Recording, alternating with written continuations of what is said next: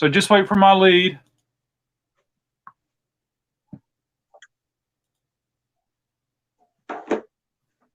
Hello, everybody. We are live. How is everybody doing tonight? I'd like to welcome my guest, Richard Dolan. How are you doing tonight, Richard? I'm good. How you doing, Adam? I'm good, thank you. Yeah, you know what? You're wearing a T-shirt of a band that I truly adore. I love me some Pink Floyd, and I did not Yeah. know. I watched a lot of your videos, and I did not know that you like Pink Floyd. So, Oh yeah, I love Pink Floyd. yeah, me too. I get so many Pink Floyd records here at Record Crate that I have to be really careful because I need to listen to them so I know what they sound like so I can price them, but I have to save them for special times to listen to. Yeah. Yeah. Yeah. Wow. How are you? I'm good. Good. We had some crazy storms come through earlier this week. Did you have any storms come through your area? Yeah, we had a little bit of weather. Yeah. It wasn't anything major. It was just a little bit of snow. Oh, Nothing. snow. We had rain, we had wind, we had hail, we had tornadoes, we had thunder. Wow. No, we didn't have that. We had a crazy, crazy, a crazy day. No, we didn't have that here, but The schools got released before lunchtime, and then the following day they didn't go to school. And some of our schools have holes in the roof.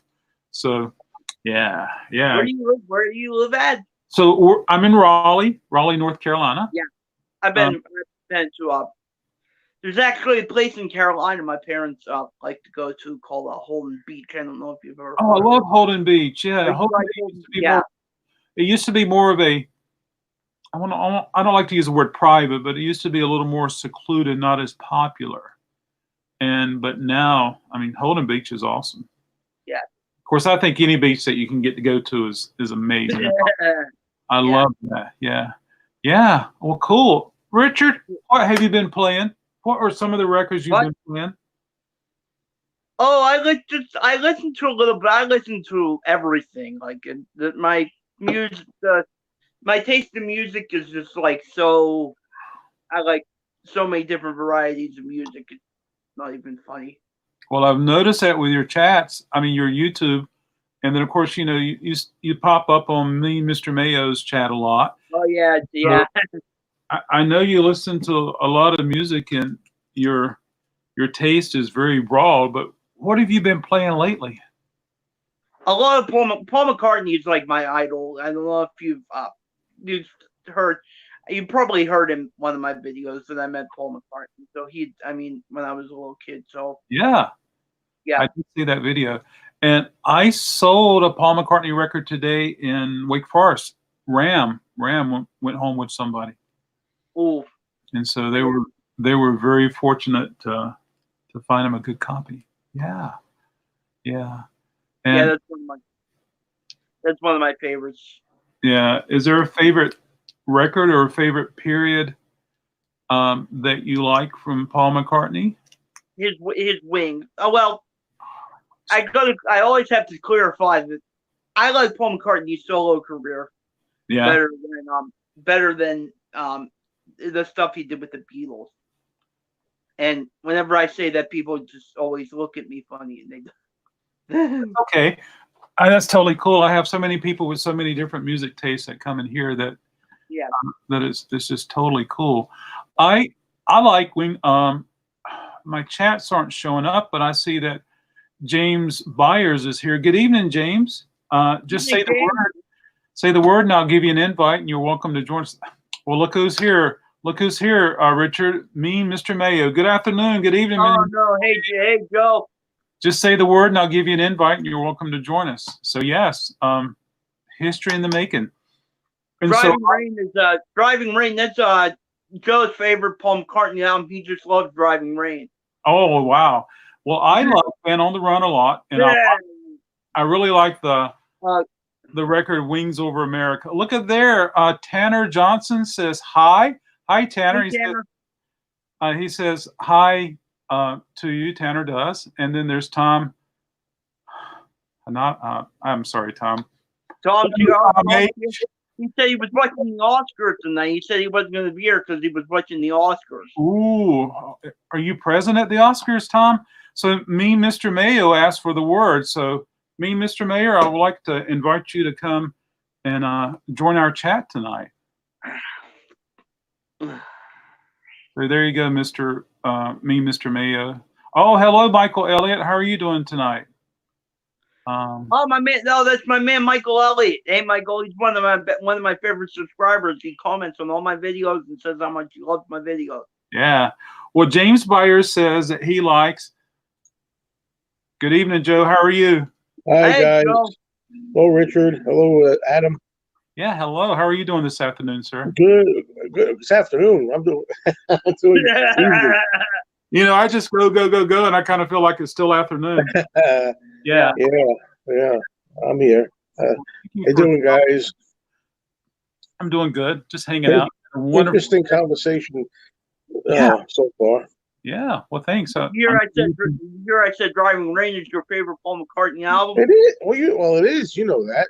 Yeah, I know. Yeah, I know. You just love that album. Yeah. Well, You know what my second favorite album is? Pet Sounds. Yeah. James Byers says one is Ram, Band on the Run, Flaming Pie, New, and Tug of War. Very good, James. Wow, I have James in James's order. I have mine's Ram. Let me think now. Ram. Jeez, I can't think. Ram. No particular order. Ram's number one, but I also have New in there, and I also have Venus and Mars, Back to the Egg, and Flaming Pie. I think those are my five. See, I would have so don't think I could put like because I love all of them except for one, which I know Joe likes, but I think it's the worst album Paul ever did. But I think it's the worst thing he ever did. Which one is that, Richard? You know which one that is. No, I don't really. I don't know. Chaos and Creation.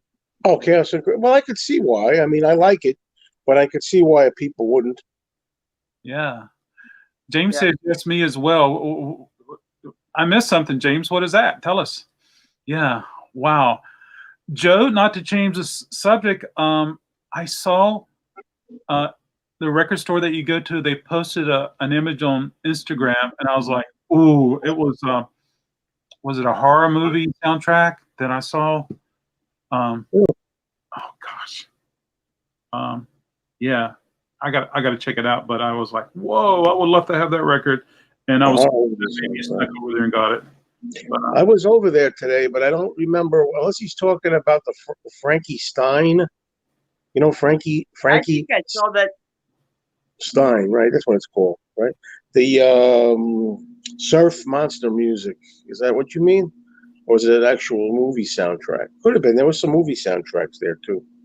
Oh, it was Rat Finks, Rods and Rat Finks. Oh, okay, that was another one. Yeah, I did see the Frankie Stein, but I wasn't interested in that. I'm sure it was fun. I would love to have it, but oh yeah, the one that caught my eye was Rods and Rat Finks. If you want the Frankie Stein one, you got to have $80. Is it? It's $80. I figured it was pretty pricey, but hey, yeah, probably worth 150. Who knows? Those are fun. I mean, I have a few of those Frankie Stein things. You know, I like horror movies, and it's that Halloween feel. Yeah. Like, just rock and roll with people screaming. The guitar. And that Halloween. Oh, yeah. Oh, James. Hello, James. All the way from London. Just rock and roll. All the way from London. Hang on, let me mute. I don't know if I can keep up with everybody here now. Oh, you can. Richard. Hey, how you doing? Okay. Sometimes we accidentally talk over each other, but it's hard to avoid that, you know. Absolutely. I didn't mute YouTube at first, so hello. Okay. Hello, Tanner. How are you? Those are my favorites as well, James, but maybe in a different order. Richard, this is for you. Does Richard? Oh yeah. I have Tanner. I have a YouTube page. Yeah. Just type in my name, Richard Dolan, and and that's my name, and I should come right up. And I need subscribers too. So, Richard, if you say hello in the chat, people will be able to go to your YouTube channel through that. yeah. Hi, Yeah. everybody. You said say hello. If you say hello, if you text it in the chat, Oh, people. Oh, that's how it works. And then That's that way you can see how you're going to go to your channel. Yeah, absolutely. And you could do the same thing, Joe. You could say hello or something in the chat. You just comment, and then people would be able to go to your channel. Oh, it's okay. I think people know. Yeah, But that's a cool thing. yeah. So did you end up getting anything cool this afternoon at the record store, Joe? Oh man. Well, I got the disease again. I'm buying stuff I had already just because it's upgraded, you know, and some bootleg stuff just because it was in the shrink wrap. I got things that just the bootleg titles that I have, but they're cleaner than the ones I had already. Oh wow! And, The great James Byers. Will you keep the old copies, or do you sell those? I think in this case, I'm going to sell them to try to make the money back. Yeah. That's what I think.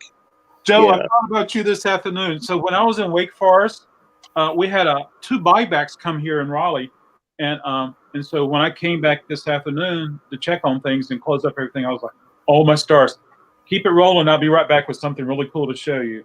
And I wish Beatles Pro was here now. oh God, don't. Let's see. What's he got? Oh my God.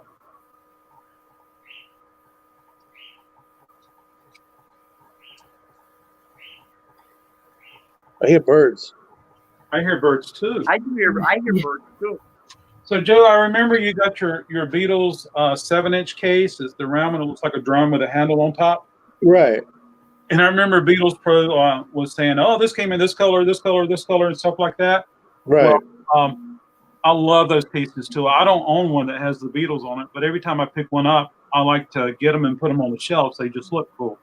Well, this Yeah. one's at the door this afternoon. Oh wow! What is this? What is that? Looks like a Smurf or something. Yeah, What the heck? Or a monster. I think someone just had fun with it.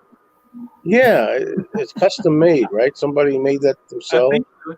And Oh, it's this color, but I'm like, I don't think there's anything below it, but I'll definitely check it out. And I just love the way people just put the records in. Yeah, that's the thing. Yeah. And then I've seen them where they have picture sleeves, and they just go poke a hole through. Oh my God! oh gosh, wow. I I don't think I've seen it all, but I've seen most of it. I just bought a Paul McCartney poster. Oh, I saw Oh it. yeah, I saw it. Yeah, there was a poster on your channel, I think, or Yeah. on Facebook. And it looks like you got a Jimi Hendrix also. Oh yeah, I got it's original handbill from 1969. Yeah, that's cool. Yeah. Well, I hope I'm able to make an offer on this, and I hope the person accepts it, so I can have this around. But this is Well, yeah, he's a handsome little fella. a handsome little fella, isn't he? I call him James Byers. It's very cool. That's very unique. Yeah, I was floored. And then I'll get up in a second and show you another thing that came in with that buyback that I was excited about. Yeah. So, I just Yeah, love stuff like Friday Beatles stuff or Paul stuff or stuff there. Yeah, I mean, you sell a $150 jazz record. That's cool. You work 18 hours a day. That's cool. And then something like this walks in, and you just get so super excited. It makes life worth living. It Kind of something to get excited about, right? Yeah. Oops. Yeah. So, Richard, I've heard your name on various channels, and so I can finally say hello. Hey, James. How you doing? Yeah. Yeah. Okay. If you want to subscribe to my channel, you can just type in my name and I won't now because I've shut down YouTube, but I shall find you afterwards. Yeah. Rather than mute, I pressed X on the YouTube, but I will go back and find you for sure. Oh yeah. Yeah. There's always absolutely. And I met Richard as well as a lot of people through Joe's chats.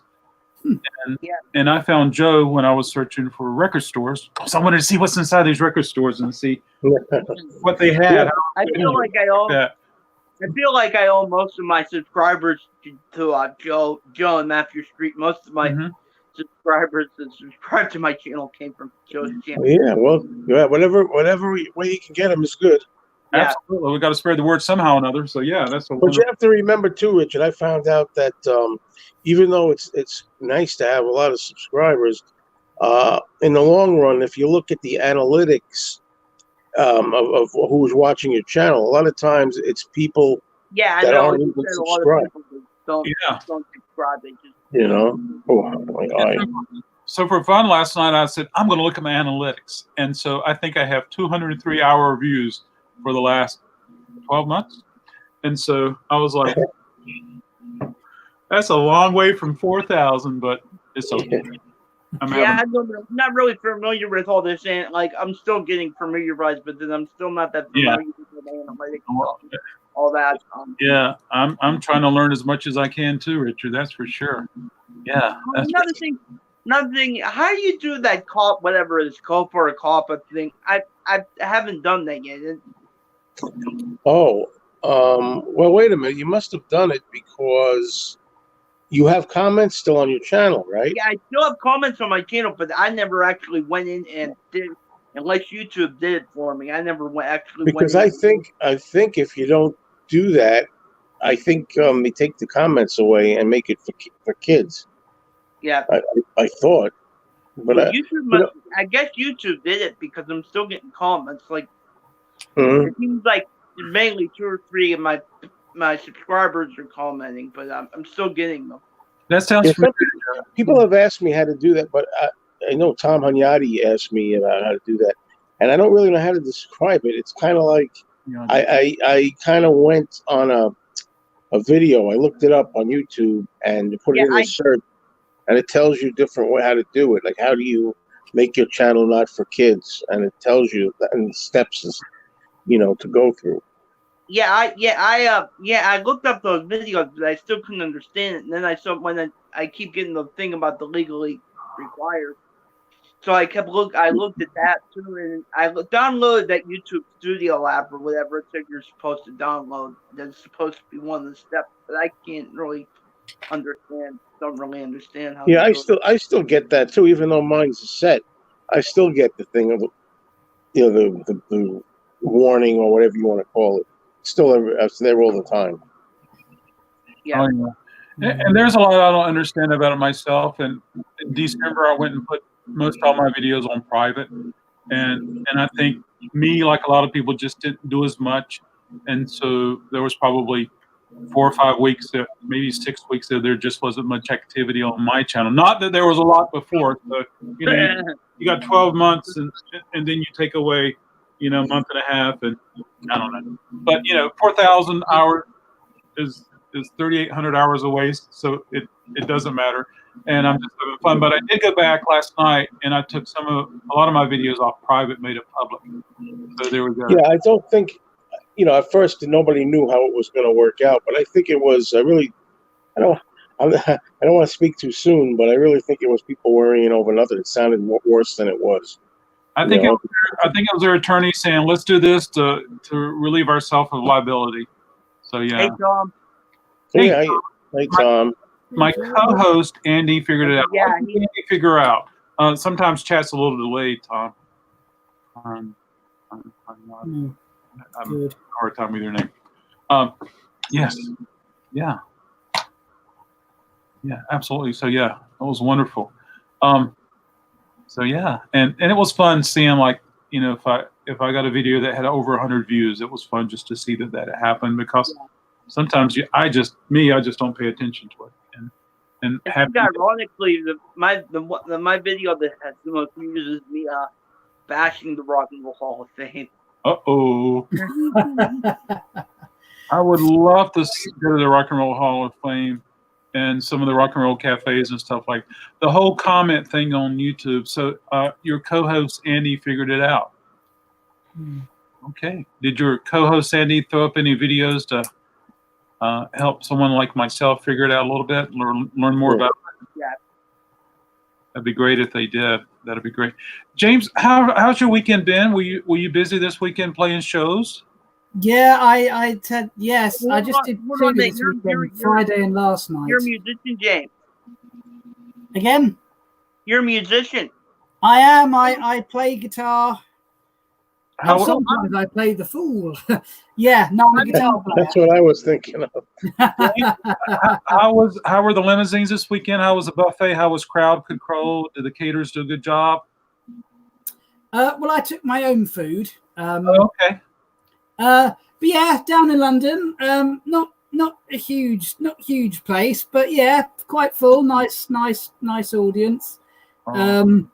Yeah, so they were good. And then I got home and was tired and sort of spent a little time with you and Doc and whoever else was here. And then last night I sort of night number 2, but it's good though. I think, yeah, I think they went well. It's always nice to kind of, when you get home and you think back, yeah, they were good ones. Oh, I'm wow. sorry. I feel like I keep interrupting. It's okay. I'm a musician too. That's why I asked. Okay, what do you play? I'm a singer. I'm a vocalist. Right. Okay. Well, very cool. Yeah, I've seen some of your videos. Tanner says, yeah, on my old YouTube page. Is this a new YouTube page? I thought I had that COPA thing figured out, but I tried to upload a new video and it wouldn't upload. I still don't know why. I hope I don't have issues on this one. You have a new page, Tanner? I got to check that out. Tom says, take care, everyone. Time for dinner, then the Oscars. Hey, thanks for stopping by, Tom. I hope you have fun at dinner and Oscars. Are you up for an Oscar, Tom? Wow, okay. Yeah. I hope Tom enjoys the Oscars. I couldn't care less. But Yeah. I love movies, but there's nothing I like these days. Yeah.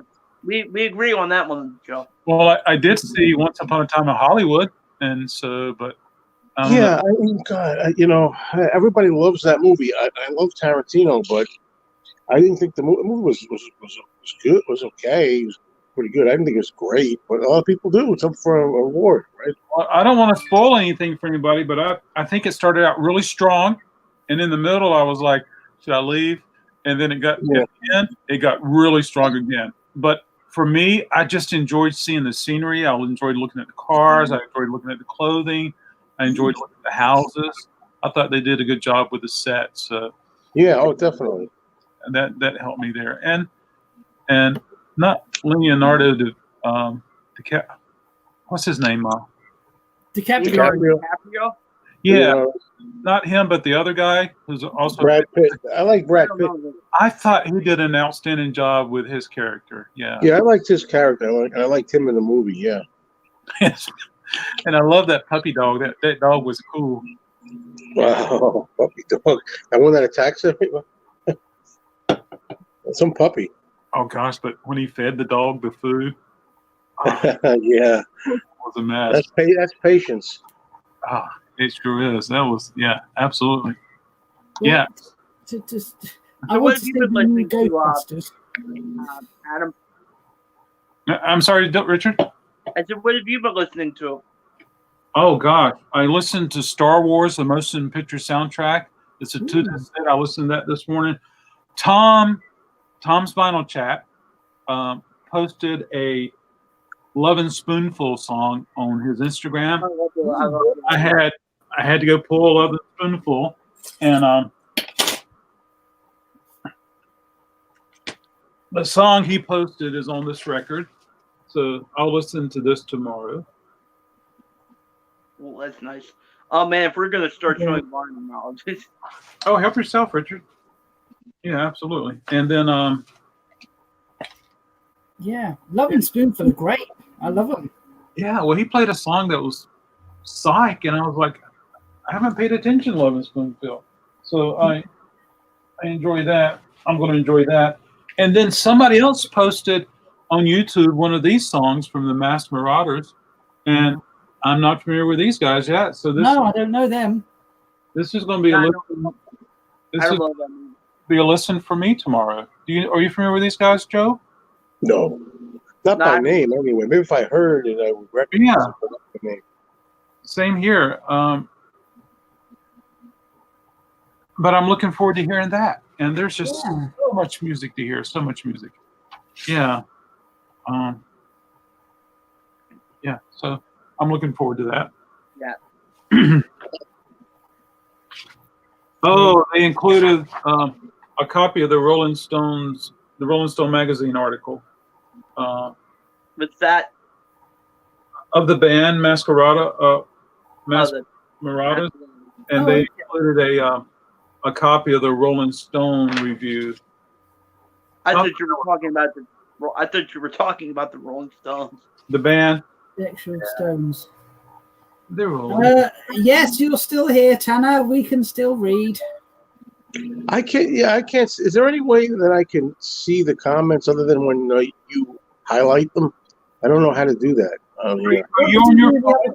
Yeah, I'm on my phone. And it's horizontal. Yeah. And it just shows us. It doesn't show any side comments. If you take your phone and turn it this way, you may be able to see the comments at the bottom. That's how a lot of them come up on Talk More Talk. Yeah, I still don't see them. I don't know. It's like a big blue box where all the comments should be on the bottom. Just a big blue box. It must be something I could press, but I'm afraid of getting disconnected or something. Well, once you're inside the StreamYard studio, on the right side of my display, it has comments, banners, brand, private chat, and settings. And if it's set on comments, you can do that. If you had another device in front of you, you could look at the comments on YouTube. Yeah, when I'm sitting in my other room, my regular room, and I'm doing it on the laptop, then I see comments. Yeah, I can't see them on here. So I'm on my iMac right now, and I have a Chrome open, and I see in StreamYard, but I opened up another tab for YouTube, and then I did the pop-up comments, and that's on the left. And so I see the pop-up comments on YouTube before I see them on StreamYard. Well, how many people we have on now? 8. How many are watching? 8. Oh, okay. So there's 8 watching, then there's the 4 of us, so that makes 12. Oh, okay. Yeah, and so, yeah, whether it's... Well, I'll see them when you highlight them, I suppose. Yeah, yeah. So I'm trying to highlight. Yeah. You can't highlight all of them. Yeah. Tanner says, okay, at least some are coming. That I see. Yeah, Tanner, I've seen a few from you tonight. You talked about your old YouTube page, and has anyone seen the comments? And then I think there was an introduction. Anyway, Tanner, just say the word. Academy Awards. Put it on. Everybody were, yeah, absolutely. Me. Does that mean me saying me? Oh, me. That means you're here in Tanner. I picked this up recently. Oh, Red Rose Speedway. Yeah. Got the hype sticker on it, and all the stuff, the booklet and everything is like in mint condition. I had a copy of it, but it was all beat up. I got this for a good price. Very cool. Yeah. I got it. Yes, Big Barn Bed. I love Big Barn Bed. Yeah, that's my favorite song on there. That and La Milo, my 2 favorite songs. After that, I lose interest. Well, just that, the thing about Wings, that combination of Paul, Denny, and Linda, it's magic. Yeah, I like those are the 3 main people. Yeah. I can't do it. How do you do the Wings thing? I can't do it. We gotta get a W out of it. Yeah. Now I love My Love, but I kind of get bored with it too. I kind of get bored with it though. It's kind of have to be in the mood for. Very good. Michael, are you saying that you're seeing Tanner's comments, Michael Elliott? And how are you doing tonight, Michael Elliott? Yeah, how you doing, Michael? Hello, Mike. And Tanner says Red Rose Speedway. That is a good one, Richard. I love Red Rose. Red Rose is one of my all-time favorites. I love Red Rose Speedway. Yeah. I'm a sucker for that album. So when I saw that with the hype sticker and the book and everything, I had to pick it up. Yeah. Hello. Nick's Music Corner. Oh, look, he's got Back to the Egg on his picture. He does. That's good. I remember Nick, I think, right? He was at the fest last year, I think. He was? Yeah, I think he was playing trivia, if I'm not mistaken, right, Nick? Or am I thinking of somebody else? I don't know. Yeah, I'm watching Eating Dinner. Ooh. Yeah. Well, thank you for joining us. Oh, Michael's watching, and he's eating dinner. Ooh. Yeah. I've got the Oscars on the side here just so I could monitor it. Yeah. And Nick said, yeah, so he must have been playing trivia there. Oh, yeah. You know, Yes. a year ago, I never would have thought that the fest for Beatles fans would have been cool, but darn it, it looks like it's going to be fun. I mean, if nothing more than just walking around and seeing all the activities and checking out the pictures. But Yep. Going to be a lot of people there. When I say a lot of people that I know from YouTube are going to be there. So that's what I'm excited about. Oh, that's being able to say hello to people, you know, and stuff. Yeah. It's my dream. That's one of my dreams to get to the fest. I've never been to the fest. One of my dreams. That would be cool. Yeah, I think you would enjoy it, and if you didn't, oh, I know I would. There would be a problem. I'm listening to some psychedelic compilations. Oh, cool! Listen to the Nuggets, Nick. I like some of the Nugget series also. It is coming. It is coming. No, Nick, you're going to the fest. Oh, cool.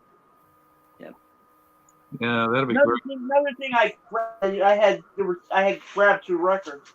Another thing I had grabbed. I don't know if people are interested, but I grabbed this.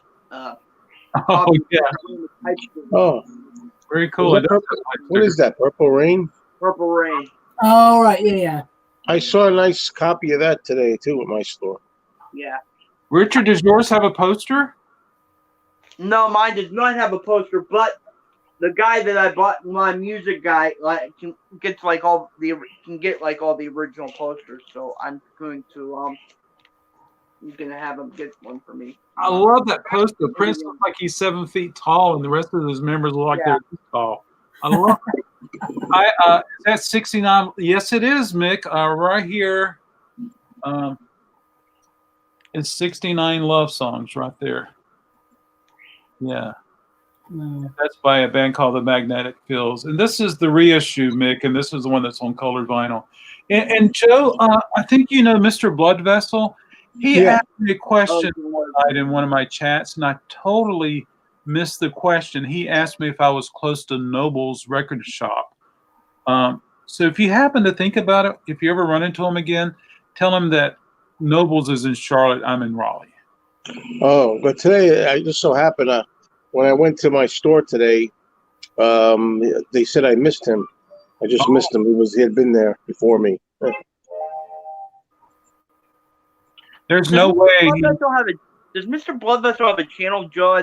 Remember, he said something in one of your chats, but you were talking about channels and and he had one. No, he doesn't have a channel. No. I assume Denny Lane isn't going to be at the fest this year. Yeah, no, not that I know of. Unless he's there by surprise. I mean, sometimes I think there was was a year there where he wasn't announced and then he just showed up. So, but I don't think he's there.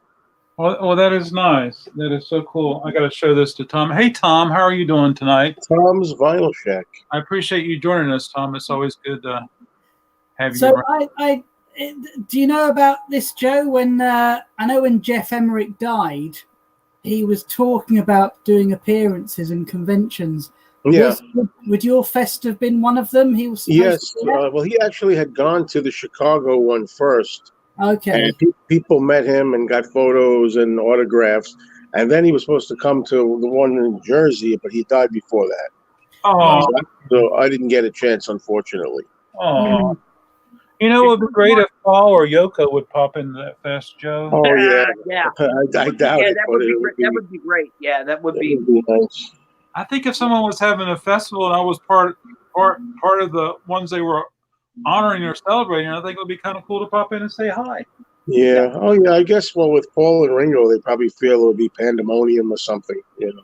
Oh God, if Paul and Ringo came to a Beatle fest. You know. Yeah. The spoonful. Hey Tom, I wanted to show you this, and I wanted to thank you for posting that song on Instagram. And you encouraged me to go pull some Love and Spoonful out and listen more than just "Do You Believe in Magic?" Yeah. Did George Martin ever come to a Beatle fest? Say again? Did George Martin ever go to a Beatle fest? Oh no, he never made it. Oh. Well, I mean, I don't know if he was ever asked. I assume a lot of these people were asked. I can't imagine that they would. People who run it wouldn't think about it. They must have thought of it, but maybe there were reasons why they didn't come. I don't know. He could have, his agent could have sent a letter and said, "Yes, for $20,000, I'll be there." Or something. Yeah, I mean, they had some good ones. I didn't go in the '70s, so they had Mal Evans, the road manager, Wow. before the roadie, so to speak. Yeah. I don't know what year that was. It was 74 or 5. Cool. Something like that. But Yeah. But then he died. Bill, thank you, Tom. I tell you, Tom is very active with Instagram, just posting all sorts of cool stuff all the time, and Tom's on the pop up. That's Tom right now. No, I'm just teasing. And so I get a little pop up. I don't have an Instagram page. I guess I'm. Instagram is fun, Richard. It is fun. Yeah, I know it's fun. I know I got to start an Instagram page.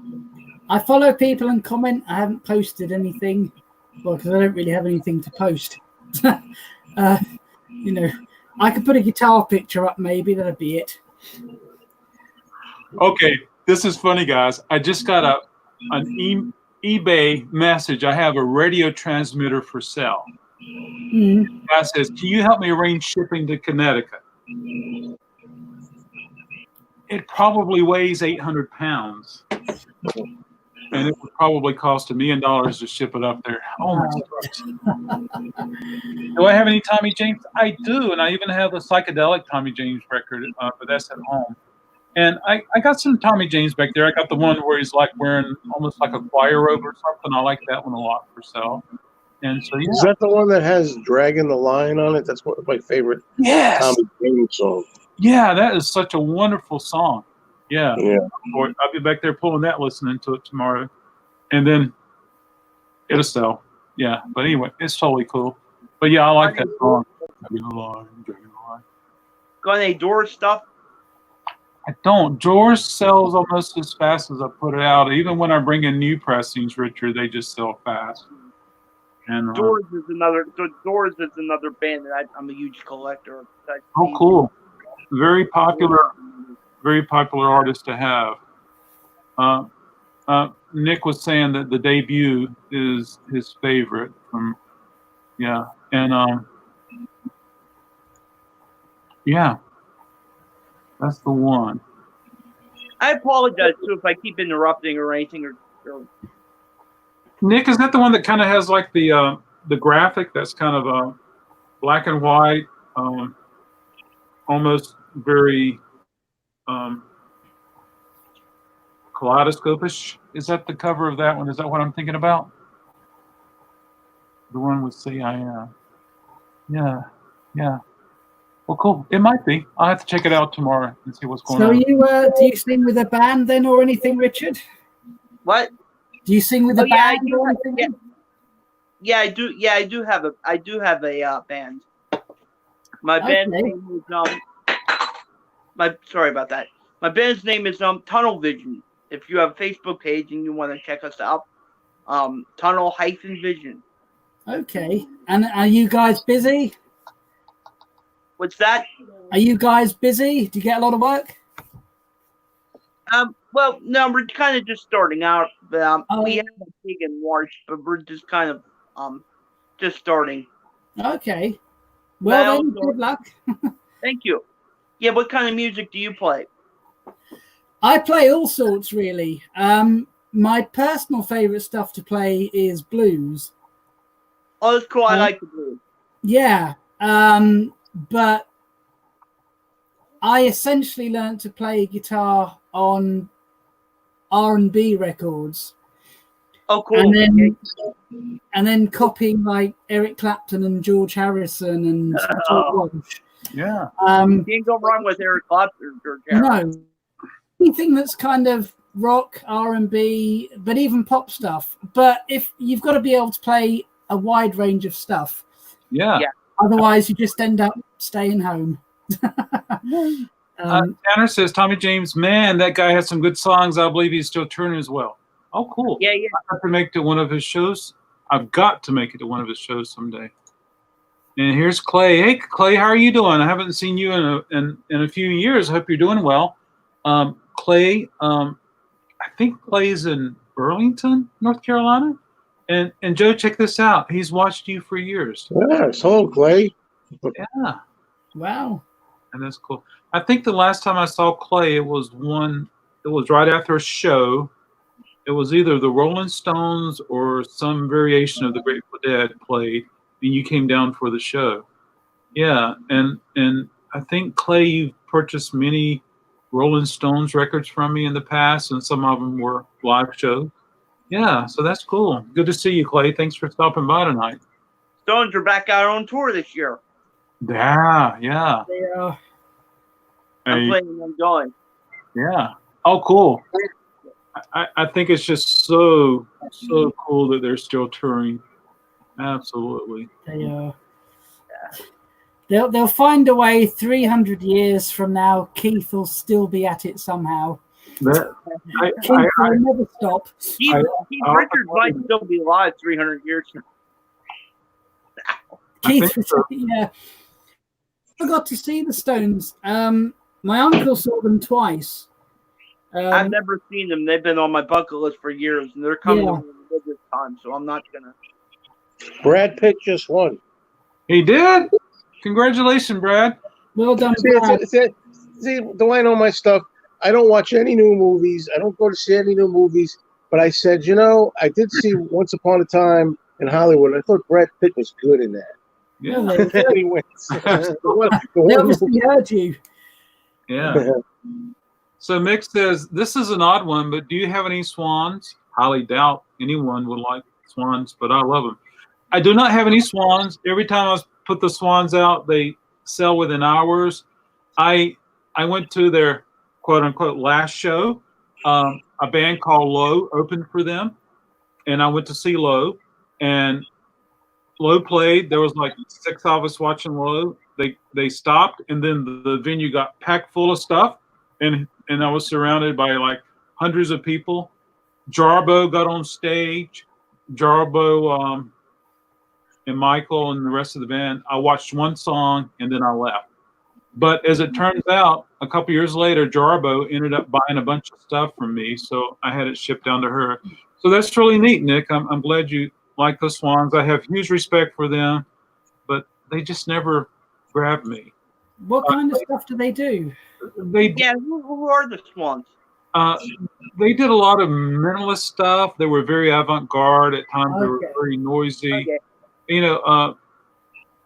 They remind me sometimes, it's not fair to say this, and help me, Nick, but sometimes they remind me of Pink Floyd's Umaguma, when there was like, and of course, when Yoko Ono expresses herself vocally through art, that could accompany some of their wonderful sounds. And don't get me wrong, I totally adore Yoko, and even when she has her vocal expressions through art, I totally love it.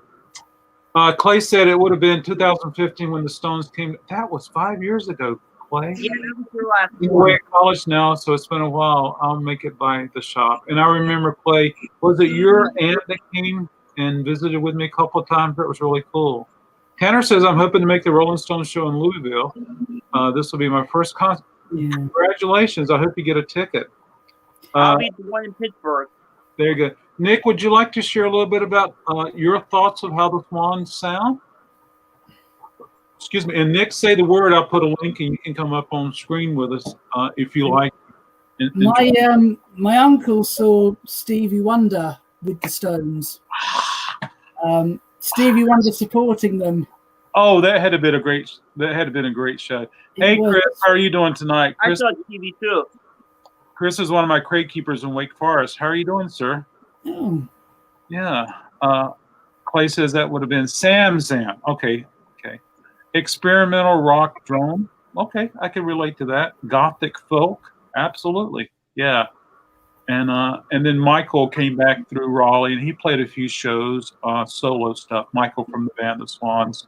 Michael starts with a G. I can't recall at the moment. Chris is. Oh gosh. I lost track. Okay, Chris, excuse me, Tanner. I'll come right back to you. Chris said that he saw Stevie Wonder in 2010. Amazing show. I remember when VH1 did a series called Remember the 70s or Flashback 70s or something, and they showed some live Stevie Wonder, and I was like, oh my God, I got to check this guy out. Adam, hello, Adam. I am so happy I finally got a new turntable and receiver and speakers and a record cleaning kit. What was the first record you played, Adam? Congratulations there. Chris is doing well. Okay, Tanner. That must have been great, James. What year was that? He saw Stevie with the Stones in 72. He saw Stevie again in 1980. He saw the Stones again in 94. And he saw Wings in 76 and 79. Oh, man. Wow. So apart from the Stones, which I've still never been, but all the concerts I wish I was at, I wasn't born for, but he was at Wings' last UK show. Wow. I saw Stevie Wonder a few years ago. He did Songs in the Key of Life, the whole album. Oh, wow. Yeah. That's awesome. And then he came out and he did like some other stuff, his regular stuff. Yeah. Well, my dad saw the Beatles in 65. Your dad saw the Beatles. Oh, man. Say that again? I said your dad saw the Beatles. Oh, man. Yeah. All he could hear was the bass. Yeah. That's it. Yeah. I'm surprised you could hear that. I mean, yeah. I think it would have been great to see Stevie Wonder when he had all the vintage gear, the synthesizers and the Clava Novas, and he had those orange amplifiers on stage. I think that would have been a wonderful time. I wish I could have been there. Yeah. Like I say, my mum saw Sinatra and Frankie Valli. I wish I'd been there too. But oh man! Wow. Elliot, you're making me. You're making me jealous. Well, I wasn't even born, and I'm jealous. Yeah. So Michael from the Swans, his last name is Gira. Yeah. Gira. And so I went to get something at him, but I don't have it handy. Adam was asking, I was wondering what's the best way to get rid of static from 45s and older records. There's a few things you can do. A cork mat for your turntable helps. There's something, it's like a zapper, and it's a zero stat. They're very expensive. They're almost like $100 now, but that helps too. And then some people get the dryer sheets, if you can find the unscented ones. They help there. Do you have any thoughts there, Joe? You've been doing records. No, I'm trying to learn. Oh, yeah. I made me think of when I was a kid. They used to have this stuff in a can. Called anti-static record cleaner. Yeah. I used to spray. I don't know if it ever did anything. Well, as a kid, I just remember I used to shine them up here. Yeah. That's all I know. I always tell when I'm training employees, I always say before you put a record on or take it off, always with your finger touch the spindle so to release the static. I don't know if that's what they're saying. Don't walk over the threshold, but yeah. I'm gonna show you this. This also came in that buyback with that cool. Oh yeah. I love that. Cool. Yeah. They look very cool. Nice designs. If you find these folks, unless they're metal or wood, don't put records in it. All it does is just fall apart. They're just made out of true.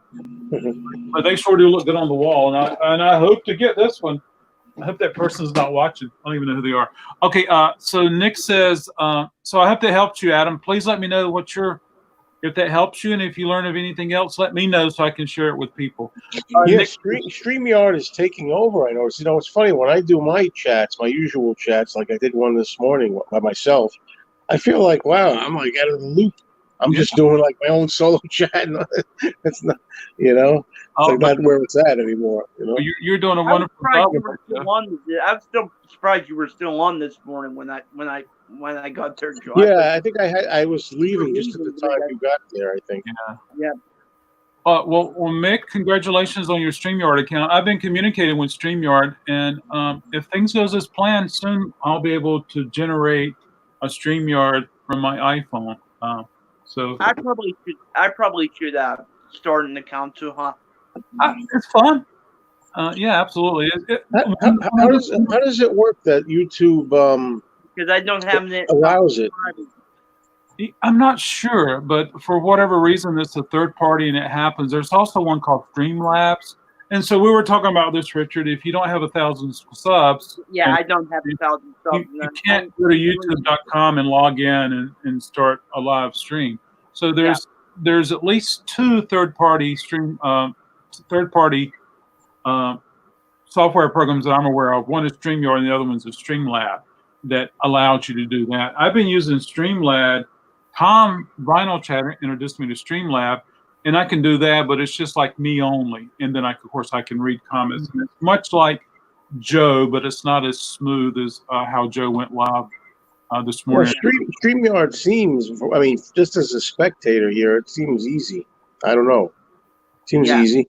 It's fun. Once I figured it out, it was not. Once it took me, it took me like a half hour on the phone be trying to help me figure it out. But now that I figured it out, it's not.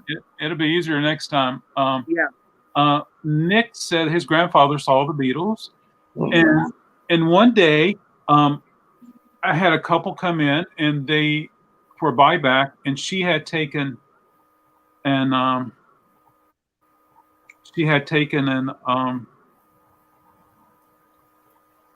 she drew on John Lennon on introducing the Beatles, and I said, she says, I drew it. I didn't like John Lennon. He wasn't my favorite Beatles. So I put horns on him. And then her husband just came in and started talking about it, and he had a British accent. And I said, sir, by chance, did you ever see the Beatles? He said, yes, I did. And so I turned on my phone and made a little video. I posted on YouTube, and so that was kind of fun to watch. There's somebody that popped in to come on stream, but I don't see a name on there. Yeah. I don't know who it is. So that person, if you don't mind, you're welcome to join me, but I don't see a name, so I don't know who it is. So there we go. Maybe you can leave and then come back with a name or something. Oh, and your grandmother saw him. Did they meet? Did they meet at the show together? I work with someone who saw Elvis Presley twice. All right. I don't remember what years they were, but I can only imagine how great that must have been. I bet it was. You people know Ed from the King's Court? I've seen him. Only because you mentioned him, so I checked him out. Do you know that he's one of the few men that could say was kissed by Elvis? You ever hear that story? Oh, yeah. When he was I guess I don't know how old he was, a little boy, or when he was 4 years, a baby or something. I don't think a baby, but pretty small. His parents met Elvis, and Elvis gave him a kiss. So technically, he was the only man that we know of to be kissed by Elvis. Yeah, I think I saw that. I think I saw that video. So that was pretty cool. I think he even had video footage of it, maybe. Oh, I don't know. There might have been a photo. There's I know two women, my mother's cousins. I called them my aunts, but that used to say, Aunt Carol and Aunt Marie. They were my mother's cousins. Yeah. And they were the right age.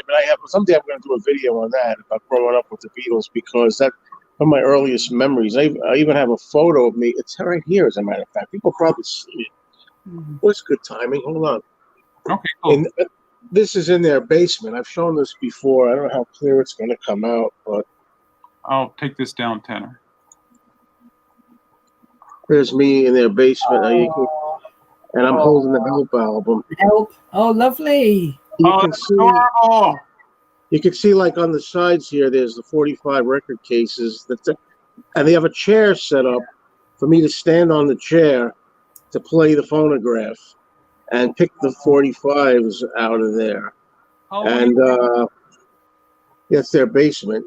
I don't know how old I am or anything, but they were like older. I don't know how old they were at the time. I mean, 19, 20, I don't know, something like that.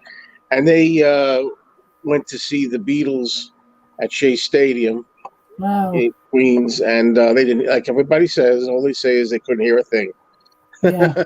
Oh, wow. Yeah. But that's my earliest memories, going over there, and they would have all the albums, and they'd spread them on the big dining room table, basement table. There was a big table in there.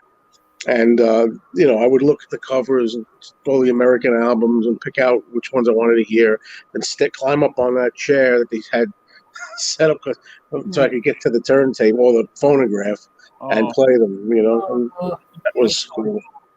Well, I tell you, there's concerts you wish you were at. There's a guy from my radio station. He's about 10 years older than me. So whereas my parents are nearly 70, his are nearly 80, when they were courting, one of his dates that he took his girlfriend on was to see Buddy Holly at the London Palladium. They were about 17 or 18. I was like, wow. Yeah. Buddy only ever did like one UK tour or something. Not many people can say that, right? Yeah. And that's like, wow. And I've never met one of mine. I wish I would have been at. Yeah. Here comes Michael Elliott. Christopher. Oh, no. Michael! Hello. Hello, Michael.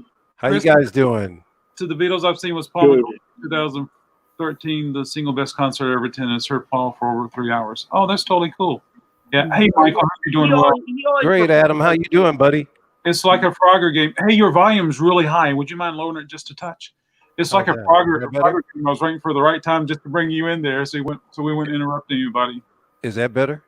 It's much better. Thank you, sir. Okay, Mick says OBS. Yes, my computer's too old to put OBS on, but I think he was answering your question, Joe. StreamYard and Streamlabs is a type of OBS, but there are OBS applications I can put on my computer. My computer's too old to have the current operating system on, so it's non-compatible. Yeah. I think that's what you were trying to say, Nick. Correct me if I'm wrong. Fraps, I'm not sure what that means. Maybe that's another software I'm not familiar with. Nick asks, how can I join? Nick, I'll just post this. This link. Hey, Michael. This link. What's going on, Richard? How you doing? How you been? Good, good. Thanks for stopping by the other night. Appreciate it. Yeah, I was only there for like a second. Oh, that was fine. Yeah, it's good to see you. Oh, that's interesting. It's good to see you. You're one of my favorite subscribers. You love every single video I make. Yeah, man. Very cool. Very cool. But I just wanted to chime in real quickly. You guys were talking about the Rolling Stones, and I had the pleasure to see them. I hold on to my ticket stubs. Yeah, me too. Yeah. Yeah. 97. I was at the Pontiac Silverdome in 97. 97. So that would have been Bridges to Babylon. It was Steel Wheels. In 97? Not 97. Wasn't it Steel Wheels? I think it was Steel Wheels. No, 89. I saw them in 89 doing Steel Wheels. It was 97. 97's Bridges to Babylon. Was it Bridges to Babylon? Yeah. Must be. I tell you this though, man, I was impressed because the Pontiac Silverdome, the stage is like really super long, and Mick Jagger ran the length of the stage back and forth all night. I mean, wow, the energy he had was amazing. Yeah, his energy is so amazing. I don't know how that guy does it. Yeah, no, he's amazing. Really, they even let Keith Richards do one song, but of course, he doesn't have the greatest voice. I like Keith when he does Happy. I'm sorry, James. I say when Keith does Happy, I think it's brilliant. Yeah. Yeah. He says I have a relative who played piano for Elvis in the later years. His name is Tony Brown. He's my grandmother's first cousin. He produced country music in his career. Oh, that's so cool. I bet he's got some wonderful stories, and I'm sure you heard a bunch of them. That's Is he still amazing. with us, Clay? And so Tanner says, I got to go. I just figured I'd stop by. Hey, thanks for stopping by. It's always cool for us to see See you. you, Tanner. Right, Tanner. So I'm going to bring up Nick, and then Tom's Vinyl Track says least favorite live album. Oh, that's interesting. Hello? Testing. Least Yeah. favorite live album. I know I have one. I can't think Hello, of it. Joe. It's been ages. Hello, Nick. Hello, Nick. Favorite. Is my mic too loud? Testing. No, Least favorite. sounds good to me. Yeah. Sounds My- fine. I played trivia with Nick. I'm sorry, he's got the biggest headphones I've ever seen. Hey, Nick. Hello. My least favorite live album. What do you mean live album? Like in general, like Beatles or? I think you mean just like least favorite live album, like what least favorite. Man, there's so many. I'm trying to think because I know My there's least a lot of albums favorite- I- My least favorite, as I haven't heard many, but this is a good album. It's probably Allman Brothers Band Live at Fillmore East. But I love that album. Don't get me wrong, but that's one of my least favorites because it's one of the few I've heard. Well, Joe, you don't like Tripping Live Fantastic, do you? No. I have it on CD, but I don't have it on That was vinyl, actually and I gonna be haven't my heard it. pick. Joe, you don't like that album, do you? Me, I think he sounded better than that album. But I like these songs. I like the choice of songs. I just think that he's not his best sounding. Let me Well, move it. there's something about that album. There's something about that album. I don't know what it is. I just always like that album. Maybe I've heard a few songs from it. It just doesn't seem like Paul was at his best. I mean, he just seemed like he was a bit tired. I can't explain it. I think that was really on tour, wasn't it?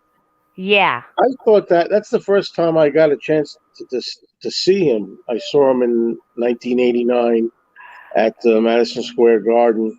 I went to 2 shows, and it was of course it was my first time seeing him, so it was really exciting. But I remember he didn't sound too good. I think they said later he had a cold or something. Oh, After that. Let me move it. I'm trying to move my lamp so it doesn't like overshadow. Tom, what's your least favorite album, live album, sir? I've heard so much about live albums being re-recorded in the studio, and that's kind of disappointing. And kind of fan club pressing, it's there. So. And Allman Brothers at the Fillmore. I've got to defend anything on it. I just have to. No, I think it's a good album. I've heard very little live albums. I've only heard like Wings Over America, Live at Leeds from The Who. Just very few, so. Yeah, I haven't heard that many. I'm with you, Nick. I haven't heard that. Really haven't heard that many. And it's I'm not still, a fan of live albums. Yeah, same. That's why I say that. But there's some live albums that I really love, like Wings Over America, which is pretty much my favorite. Nirvana, Unplugged. I love that album. I love Nirvana Unplugged. Yeah. Another one, actually, surprisingly, least favorite is probably Marvin Gaye live. Oh, that's horrible. I'm sorry, I didn't mean that out loud. I didn't say that out loud. Wait a second. Wait. Marvin Gaye is like he's as drunk as he can be, and it sounds like they forgot to put the microphone on the bass drum and on the bass guitar. Really? Yeah. And I never like the set list. Never heard the album, but I just can't imagine Marvin Gaye being horrible. It's this thin. The sound is this thin. Yeah, it wasn't his singing; it was the production. Yeah. And I just don't like the set list. And he does this annoying medley of his 60s songs. It's like, well, they're the ones I want to hear you do. I think he tried to get away from his 60s songs in the 70s, didn't like the more pop ones, like the. I know. He tries to go with like "Let's Can't Get It think On," of a right? Yeah, line. like let's get it on. Yeah. What's going on? I've got several copies of that. Oh, there you go. My favorite soul album is "Blue" by Otis Redding. Oh. Ooh, yeah. Well, if Good you look one. at the Pink Floyd live record, it sounds so close to the way it's done in the studio record. And Yeah. I mean, Pink Floyd always had that They're crisp meticulous. sound, that crisp sound and that overproduction on even their live stuff. You could see with The Wall live. If you see pictures of The Wall live, it's And like they and put Joe, you so mentioned much- that. I'm sorry, Nick. I'm so sorry. Oh no, it's fine. Joe, you mentioned that you're not a big fan of live records. Well, I Yeah, feel I think with me, I like to actually see the artist too. I mean, I prefer to watch a live video concert, concert on DVD or something. I'd rather see the concert and hear it rather than listen to it. I That's usually, how I feel. yeah, it's very rare that I like a live version better than a studio version. A lot of people say they prefer certain, like for Wings Over America, some people say they prefer certain live Paul songs better than the studio. Like people say Letting Go, they like better live. Not me. I like the studio versions better for the most part. I kind of like Helter Skelter better live than the Beatles. Well, you said you don't like the Beatles as much as Paul, so I don't know. But I mean that when he does that live, it's just so. I mean, it's amazing when he does it. I think it's great, but it's great to see him do it. But I like the record. well, for me with the Grateful Dead, I prefer to listen to the live albums and not listen to the studio albums.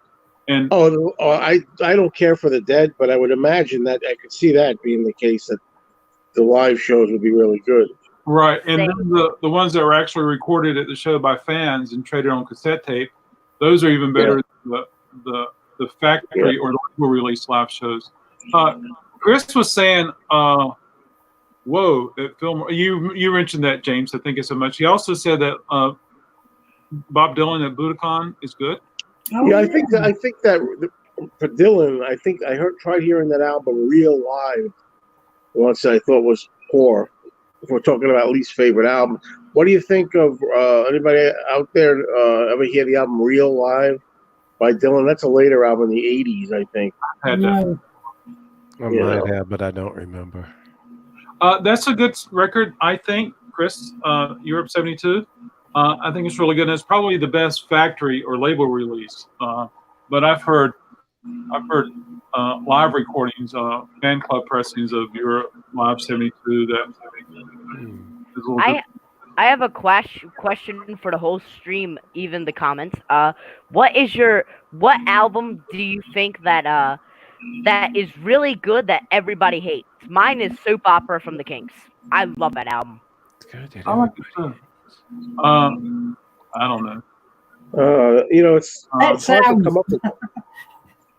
I know they're out there, but I can't think of them now. Everybody hates, but they like. I'm all about people just enjoying the music they enjoy, and I'm also about people discovering music. But then again, there could be some music someone hasn't discovered that they. I mean, just like for me, Tom mentioned 11 Spoonful. I've heard Do you believe in magic for years, and I was like, okay, but now I'm going to dive into one of their records and listen to it start to finish because Is that the only Lovin' Spoonful song you knew before this? well, it's the only one I know by name, and it's the only Summer one. in the City.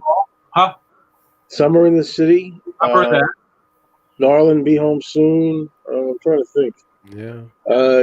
Jeez, you believe in magic? Yeah, had a couple of big years. Yeah. I've heard one of their albums. I believe I forget the name. Was it Do You Believe in Magic? I'm checking. Yeah. So I'm looking forward to hearing that. And thanks for the introduction, Tom. And who knows? I might pull all the 11 Spoonful off the shelves. And Another band that Question though, Nick. What about what album that you thought that people thought were bad that you thought was good? That's a good choice that Christopher has there. Saved. Yeah, that's one. I'm trying to think what gets a lot of hate. Oh, well, Yeah, wait a minute. Yeah, I'm thinking. I should think of solo Beatle albums. I should be able to come up with some. Yeah. Ringo, Press play. the Bad Boy album by Ringo. I like. Oh, that's a good album. I actually really like Ringo's solo career. I always defend his solo career because it's like, even though it's not amazing music, it's music that I enjoy. Thank It's you, Nick. Ringo. Thank Like, you, Nick. I can't say it's like Pink Floyd where I find a lot of albums masterful, but with Ringo, Ringo's self-titled is a great album. Goodnight Vienna, Time Takes Time. Even his new album, I really enjoy. I love the new album. I love it. Besides the Money cover, we could all agree that's horrible. No, I don't like that Money cover at all. I like it but see, the thing is, for me, it's just a joke. It's like a gag. You know what I mean? It's like it's him trying to have fun with it, like not take it too seriously. So I could deal with it for what it is, but it's never going to be one of my favorites. That song, that version. I also another band that nobody really discovered behind their hits is the Hollies. Brindley. I agree with that, Nick. I discovered the Hollies through a fellow vinyl community member, Brindley. Yeah. Starman. Yeah, and he showed me Confessions of the Mind and Evolution. Those albums are great. Yeah. Stars shared some Hollies with me before. That is cool that I've given a chance to listen to. Yeah. Like I heard Bus Stop and Long Cool Woman before that, and Carrie Ann. Yeah. The road is on. The Air That I Breathe. Yeah, that too. I like that song. Bus Stop is a classic. I love it. So there is a live record that's really high on my list, and it's Cheap Trick at Budokan. And Yeah, I had that album at one time. that's Bad a Company. It's a great live album. I've been watching this documentary on Bob Dylan when he was in California, and he was part of the Vineyard Church, and which led him to his Jesus experience, and which led him up to 3 of his Jesus records. And so that's been kind of interesting to hear. But there's no appearance by Bob. There's no comment by Bob. It's just people who were involved in the church circle. So that's been really interesting to watch. Another artist I was introduced to, and I know Joe's gonna hate me for this, but the Beach Boys. I think after Pet Sounds, they had some great albums. Sunflower, everybody. I even like Holland. I haven't heard Holland, but I've seen it on vinyl. It's good. Yeah. I don't hate you for it. But Joe, I It's a saw your figure of speech. video. I saw your video, and rock and roll music. I agree with that. That cover is. Oh yeah, well I hate that. That I hate. Yeah, that is bad. Yeah by the Stones is great, but I actually enjoy Trippin' the Live Fantasy from Paul as well as Good Evening New York. As good as Now, the Good Evening New York is amazing. I went to a record show and I saw Good Evening live in New York, and I saw it for $20, and I was like, no. I missed that show. I can't believe I missed. I mean, I didn't go to that show. I don't know why. I mean, I go to just about every time Paul's around for the most part, but I didn't go to that City Field show that time. Yeah, I was talking about a record show because I went to a record show and they were selling it for $20, and I was like, The record, yeah. record. Yeah, Chris is responding to Cheap Trick, and he said he has that album. Also, the Duran Duran at Budokan. He says something about Budokan. I mean, the Beatles at Budokan, I really enjoyed that show. Yeah, we'll have to sneak out there one day and check it out. I bet the Ventures played there like crazy. Yeah, one of my also Grandpa Railroad I've heard is really good live. Yeah. Oh yeah. I enjoy them. Yeah. I'm sorry if I keep interrupting people. Like sometimes it's hard for me to tell when to come in or not. No, it's fine. We all interrupt. It's hard to avoid that. Yeah. Michael, found the album. You didn't mean it. I found the album that I was talking about for the Lovin' Spoonful. It's Hums of the Lovin' Spoonful. It has Summer in the City. Great album. That's a good song.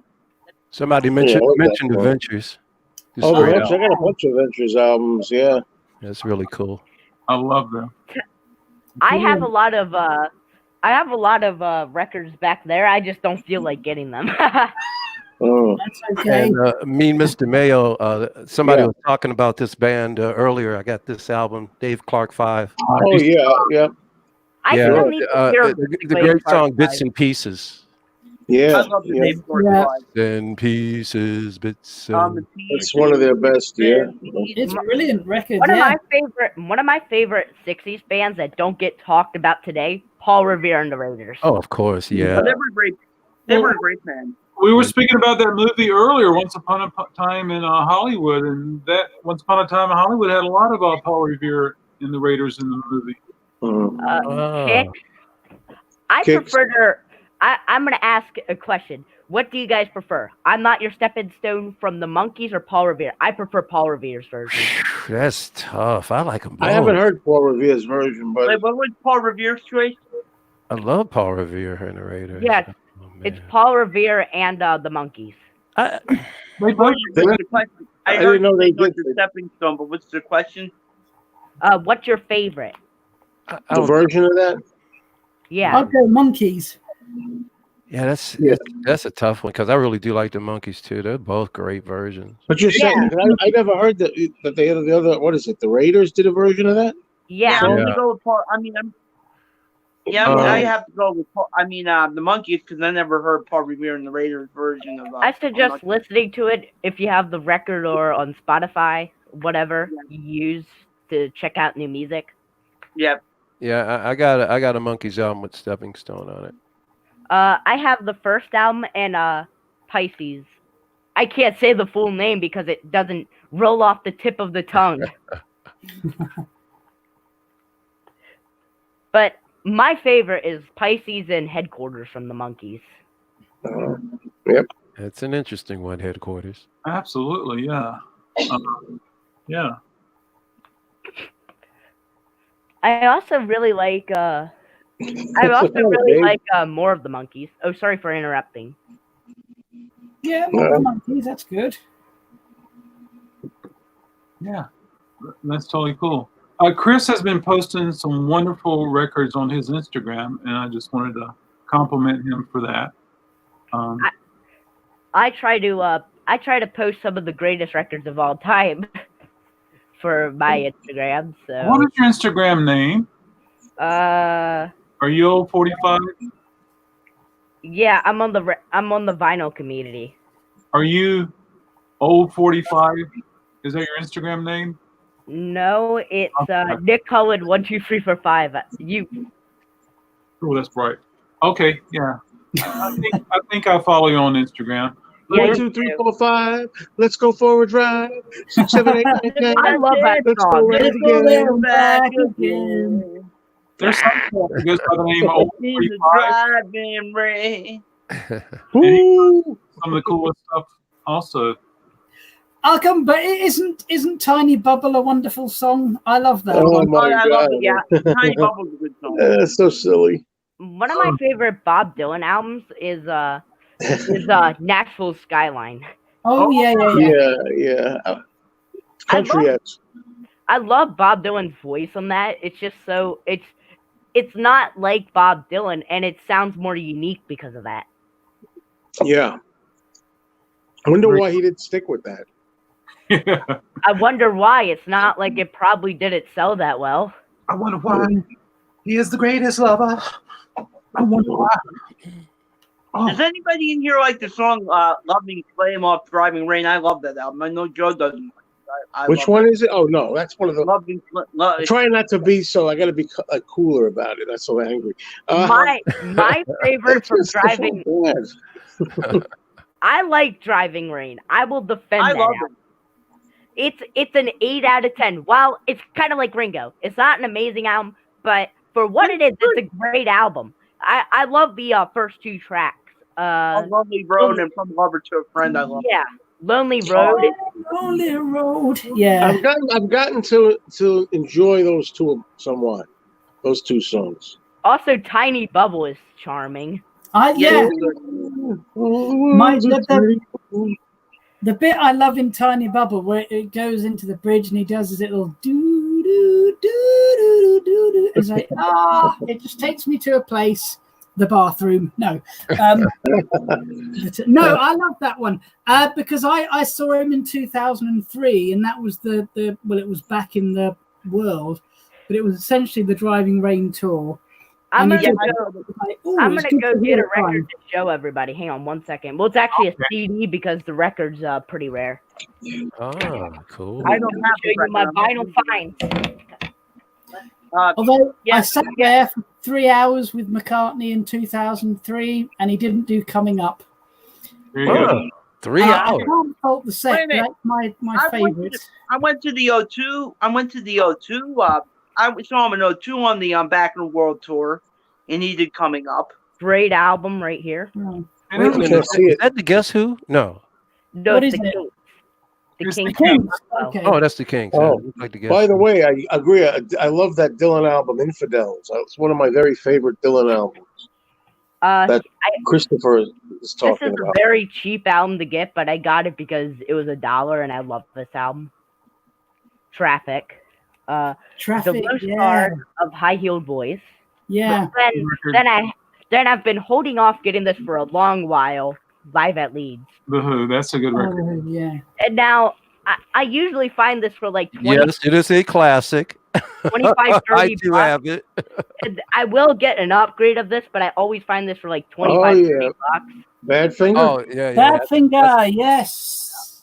No man. One of the Yeah. most underrated rock bands of all time. I agree because I always find their music enjoyable. Now this is an interesting compilation. This has That George is, Harrison, I have that on cassette. That's an awesome compilation. and it also has Queen, Yes. Peter Gabriel, Kate Yes. Bush, Roger Taylor of Queen, out of anything. And I also love how they use the rubber soul picture of Oh George. right yeah. there. Oh yeah.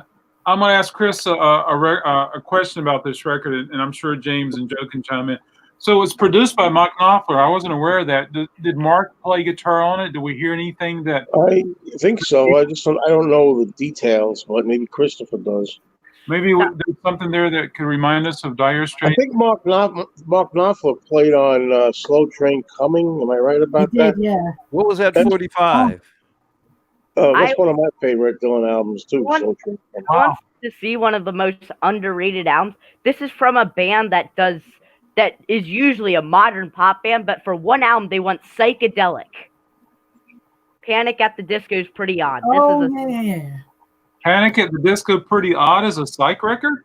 yeah, it is. It's a psychedelic pop and baroque pop. And what's it called? Psychedelic at the Disco? What's the name of the record? It's pretty odd. It's pretty odd. I like Yeah, Panic at the Disco. Knopfler's on Infidel, and he's also got Mick Taylor playing. So I suggest this to any psychedelic fans. All right. I'll have to check that out. I mean, I'm familiar with them, but I didn't know that had a psychedelic feel to it. Yeah, for their first album, it's more like a emo. Their second album, Yeah. then they went all pop with their third album, and then they went horrible with their fourth, fifth, and sixth album. Oh. What? I have a question. What is emo? Emo, kind of like pop punk, like like Fallout Boy. Yeah. Okay. Because my My- friends always use that term emo, and I have no idea what they're always saying emo. My I have- Chemical I have Romance, no idea what they're Stuff like talking that. Richard, it's a shoot off from hardcore music, and it's emotional, and so they just got real emotional with the songs, and it got really quiet and really sad. Okay, emo, yeah, emo. Okay, now What's cool about this? Really? Like, you Take can your, tell that they were trying to be psychedelic. Look at that Sgt. Pepper's looking shirt. Oh, And sometimes, Richard, they say just take your Kleenexes to the emo show. excuse me for a minute, if I can. Was it you, Adam, who said you liked the set decoration or in Once Upon a Time in Hollywood? Yeah. Well, it just won. best set decoration, best Wow. production, all that kind of stuff. Oh my stars, that's awesome. So there's a guy I know who owns a That's at Hello. least 2 Oscars it's won so far, right? Hello, Yeah. Brindley. I was literally talking about the Hollies like 10 minutes ago before you joined. hey Nick. Oh, Starman. So Joe, there's this guy named Scott Michaels. He owns the Dearly Departed Tours in Hollywood, and he takes people around in his van and say, "This is where so and so lived. This is where so got killed." Well, anyway, he was brought in as an expert with Quentin Tarantino for that movie. So I was seeing images of the shooting of the movie, and he was very instrumental with helping the set. So congratulations to not only Quentin in the movie, but Scott Michael also. I doubt Scott watching, but hey, congratulations. Hello, Starman Brinley. How are you? I'm sorry, Hello, Nick. Starman. Starman. Yeah. There's a Starman Wait, I was thinking the same. commenting on YouTube. Hey, is this an original? I can't tell from here. Well, that's can't tell. I can't tell either. 65 or something new. Well, what about the record? Is it the Black 65. Capital label? Yeah, it is Capital. If it's the Black Capital, that's the easy way to tell. Didn't it Yeah, have I forget what makes it an original. I forget, but I do remember knowing. Richard, when you actually look at the record, the center of the record, the little label, what color is that? Joe was saying if it was black, that's a good sign. If and plus it's the rainbow label because You that's have to pull it out of the jacket, Richard. Yeah, I'll look at it tomorrow. Okay. Now, some of the 80s reissues were black with the rainbow too, Nick. Right. true. But I still swear that the purple label sounds best for the A lot of people do say that. I for whatever reason I don't buy those, so I wouldn't know. especially a lot with of people. Wally on the Dead Wax. He did a different mastering than people Yeah. before. Yeah, people have said that in some videos. They make a great name for a band, Wally on the Dead Wax. Wally on the Yeah. Dead Wax. That'd be a great name for an emo band. Yeah. Seeing it has been reissued on vinyl a couple of decades. It's original enough for me. That's true. Well, there are a few variations on it, on those 4 or 5 variations. Oh gosh. Yeah. Mine, BMI, ASCAP, blah blah blah blah blah blah. It just goes on. That gets crazy. Oh gosh, yes. Play the record and enjoy. Sing the songs. Tap your fingers. Tap your toes. Star says, I have a 70s purple label of pepper, and it sounds fantastic. What's everybody's most prized possession record? Just I will go get it, and Yeah. I will go get it right now. I cannot tell you, Richard. Everybody would breaking into the house. I should know what mine is, and I don't. yeah, I should probably not say what it is on here. No, I mean I just don't know. I can't think, and I should know. My most prized possession. I don't know. My prized possession may Oh, not now be that's the most a good one right there. This is a second pressing with the Beatles from the UK. Well, the second pressing is not as rare as the first, but it's still pretty rare. Oh yeah. Okay. Hey, Nick, Yeah. would you mind showing us a little slower? Okay, sure. Okay, See, thank I you. got some records that I've never even got evaluated that are, so I really don't know. I got like a Rolling Stones Beggar's Banquet. Yeah. And how you could tell it's a second pressing is they changed "You Really Got a Hold on Me," if I'm correct, right? Oh. They fixed it. Yeah, they fixed it to say that. Okay.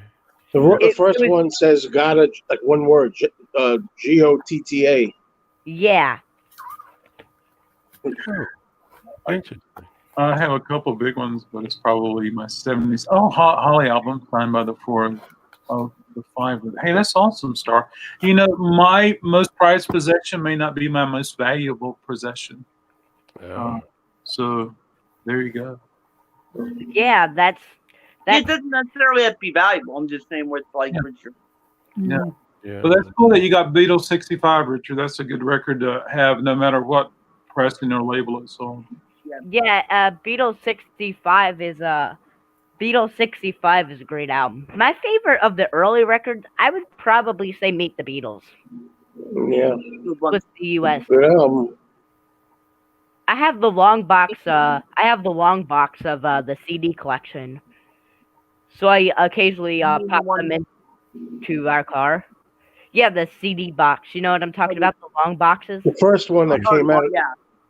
The U.S. ones, you mean? The U.S.? Yeah. Yeah, those are more true to the actual Capitol sound. Yeah. Those are still preferred over that lousy one they put out a few years ago. I also got a bootleg CD of Hard Day's Night, the US version, because I don't really like the modern ones and how they use the 2009 remasters. That's just kind of cheap in my opinion. Yeah, well, I didn't like that they did that at all.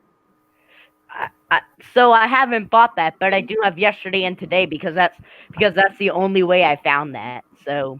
Oh, speaking of CDs and long boxes, James Byers, did you guys have the long boxes in the UK? CDs? Yeah, we got the Capitol collection. Yeah. So okay, wonderful. So it just wasn't an American thing. Yeah. No. I've never had any long box. I'm gonna ask a question for everybody. What is your favorite record from Ringo that is not Ringo or Goodnight Vienna? Time Takes Time. I would personally say, and I know I'm gonna get a lot of hate for this, Ringo the Fourth. I love it now. It's good. It's good to hear a different opinion. Yeah, I love Drowning in the Sea of Love. I just find that. Me too. I like that a lot. And it's way better. And Wings is a way better version than the 2012. That I don't agree with. I actually really like Vertical Man. Oh yeah, that's a good one. I think that's a really good album. And people have kind of forgotten that, but I think it's great. La-di-da. La-di-da. I like the stuff George plays on, Yeah, King of Broken Hearts, he plays on. And he does I'll Be Fine Anywhere, or whatever that one is. That's a good album. I think that pretty much usually gets pretty good recognition, I thought. Well, for Ringo. Maybe more there than here, but yeah. Oh, that's true. That's true. Carmen says another is my mini first pressing of Badfinger's Magic Christian Music, and then says the Capitol album Sound with the U.S. album's packaging would be the ultimate release. Okay. Yeah. And then he says, of course, with Apple being Apple, why would they bother giving us exactly what we want? Yeah. Choose love. Choose love. Choose love. Peace and love. And the new album, Peace and love. To me, that's right there. I mean, it's my third favorite. He has like 20 albums, and the new album is like my third favorite. Yeah, I mean, I felt like Ringo recently has been doing the same, but he kind of brought it all back with his new album. Yeah, there are mixed feelings on it, like anything else. Mm-hmm. Good for Ringo for doing it, making it happen. Yeah. Going back to what you said about Ringo the Fourth, Nick, I don't have a problem with that album. I mean, there's a couple of songs on it like Gave It All Up, where his vocal is just terrible. Yeah. Yeah. It sounds drunk on there. But other than that. Joe, did you follow the auction 2 or 3 years ago of Ringo's estate where there was tons of stuff that was auctioned? Did you follow that? Actually, yeah, I bid and I got everything. He's got a shrine at home. No. My first thought was, hey, is this guy got cancer? He's dying. Is he getting rid of everything? Yeah. And so, but now that there was another record, which makes me think, no, that wasn't the reason. But he got rid of a lot of incredible things. And I think did he get rid of his copy of the White Album, the first 0000001? Something like that, I think. If I'm not mistaken. Yeah, he did get rid of that. That's the one. Chris, good night, Chris. Good night, Chris. Good night. Okay, Chris. Good Take night, care. Chris. Have a great night. I hope you don't have to work tonight. But if you do, have fun. Yeah. Chris is a good guy. He's fun to hang out with, and he goes to Bonnaroo every year. And the stories that he brings back are just crazy.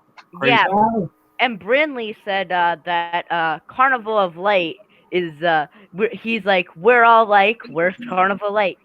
And Apple's like, here's that yellow submarine water bottle you totally asked I for. got to tell you the truth. I hate to disagree, Starman, but I would have said that about Apple years ago. But now I think they're on the ball and it's putting out giving us a lot of stuff. Yeah.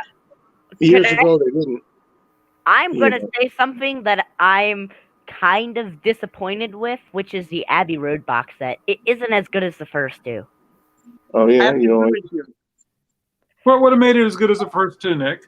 Like it doesn't have as much of that content, which there's a lot of Abbey Road outtakes that they could have added, but they didn't. True. But so, I think Let It Be is going to make up for it probably. Yeah, but I feel like I haven't got it yet just for that sole reason, because I kind of want to wait until it drops a little. Just because I actually got the White Album box set for under $100, like $98, because a Modern Rock record store was closing down. It was 2 weeks after the release. A record store was closing down, and they had it. So I got it for like 50%, 40 or 50, 40 Well, or that's 30% good. Yeah. off. Very good. Wow. Oh, I think I there's have a good chance to that Let It agree Be with you will be about the- that, Nick. I'm sorry. I have to agree with you about that, Nick. I don't have the Abbey Road 50th anniversary yet, but I've seen it. It doesn't seem. I mean, now it is cheaper than what the White Album one cost, but it just doesn't seem as like Deluxe. deluxe as the. I know the White Album I thought was pretty a lot. And But the Sergeant. you got a lot. It was a big book, and you got the posters and the pictures, the original pictures, the reprints of the original pictures. So I can see why that was that expensive as it was. I mean, Abbey Road just seems a little chintzy to me. I think there's a good chance that Let It Be is going to be the most expensive 50th anniversary from the Beatles. Oh, I would think so. Oh, I would agree with that. Yeah. Star says, okay, here we go. Star.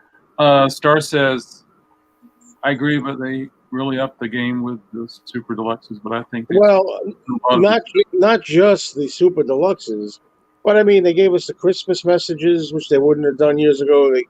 I'm trying to think. The BBC album things. They gave us 2 BBC volumes. I see. I'm a lot older than you, Starman. So I mean, I remember when it really was, lacking. I'm not, not saying they're always going crazy putting stuff out, but what else are you looking for? the Christmas box set, Joe, I brought in 8 copies. And then they sold quickly, and I went to bring in some more, and they were all gone from all my distributors. I wish the Capitol I could have brought in 50. You know what it was? Neil Aspinall, who's now passed, Neil Aspinall didn't want to put anything out when he was the head, when he was in charge of Apple. And he's gone now, Oh, yeah. Take it easy, Neil. Rest easy, But I'm glad we've gotten a lot of stuff since Neil Aspinall has passed on. Yeah. But I don't know what to say. What more do we want, really? I mean, I would like a box set for the first 3 or 4 albums. Oh yeah, well, sure. That would be great. Yeah, like all in one, like the first 4 albums, because there's not as much outtakes as there would be with so it could be like the first 4 albums together. So, well, I mean, you don't know how many more outtakes or not.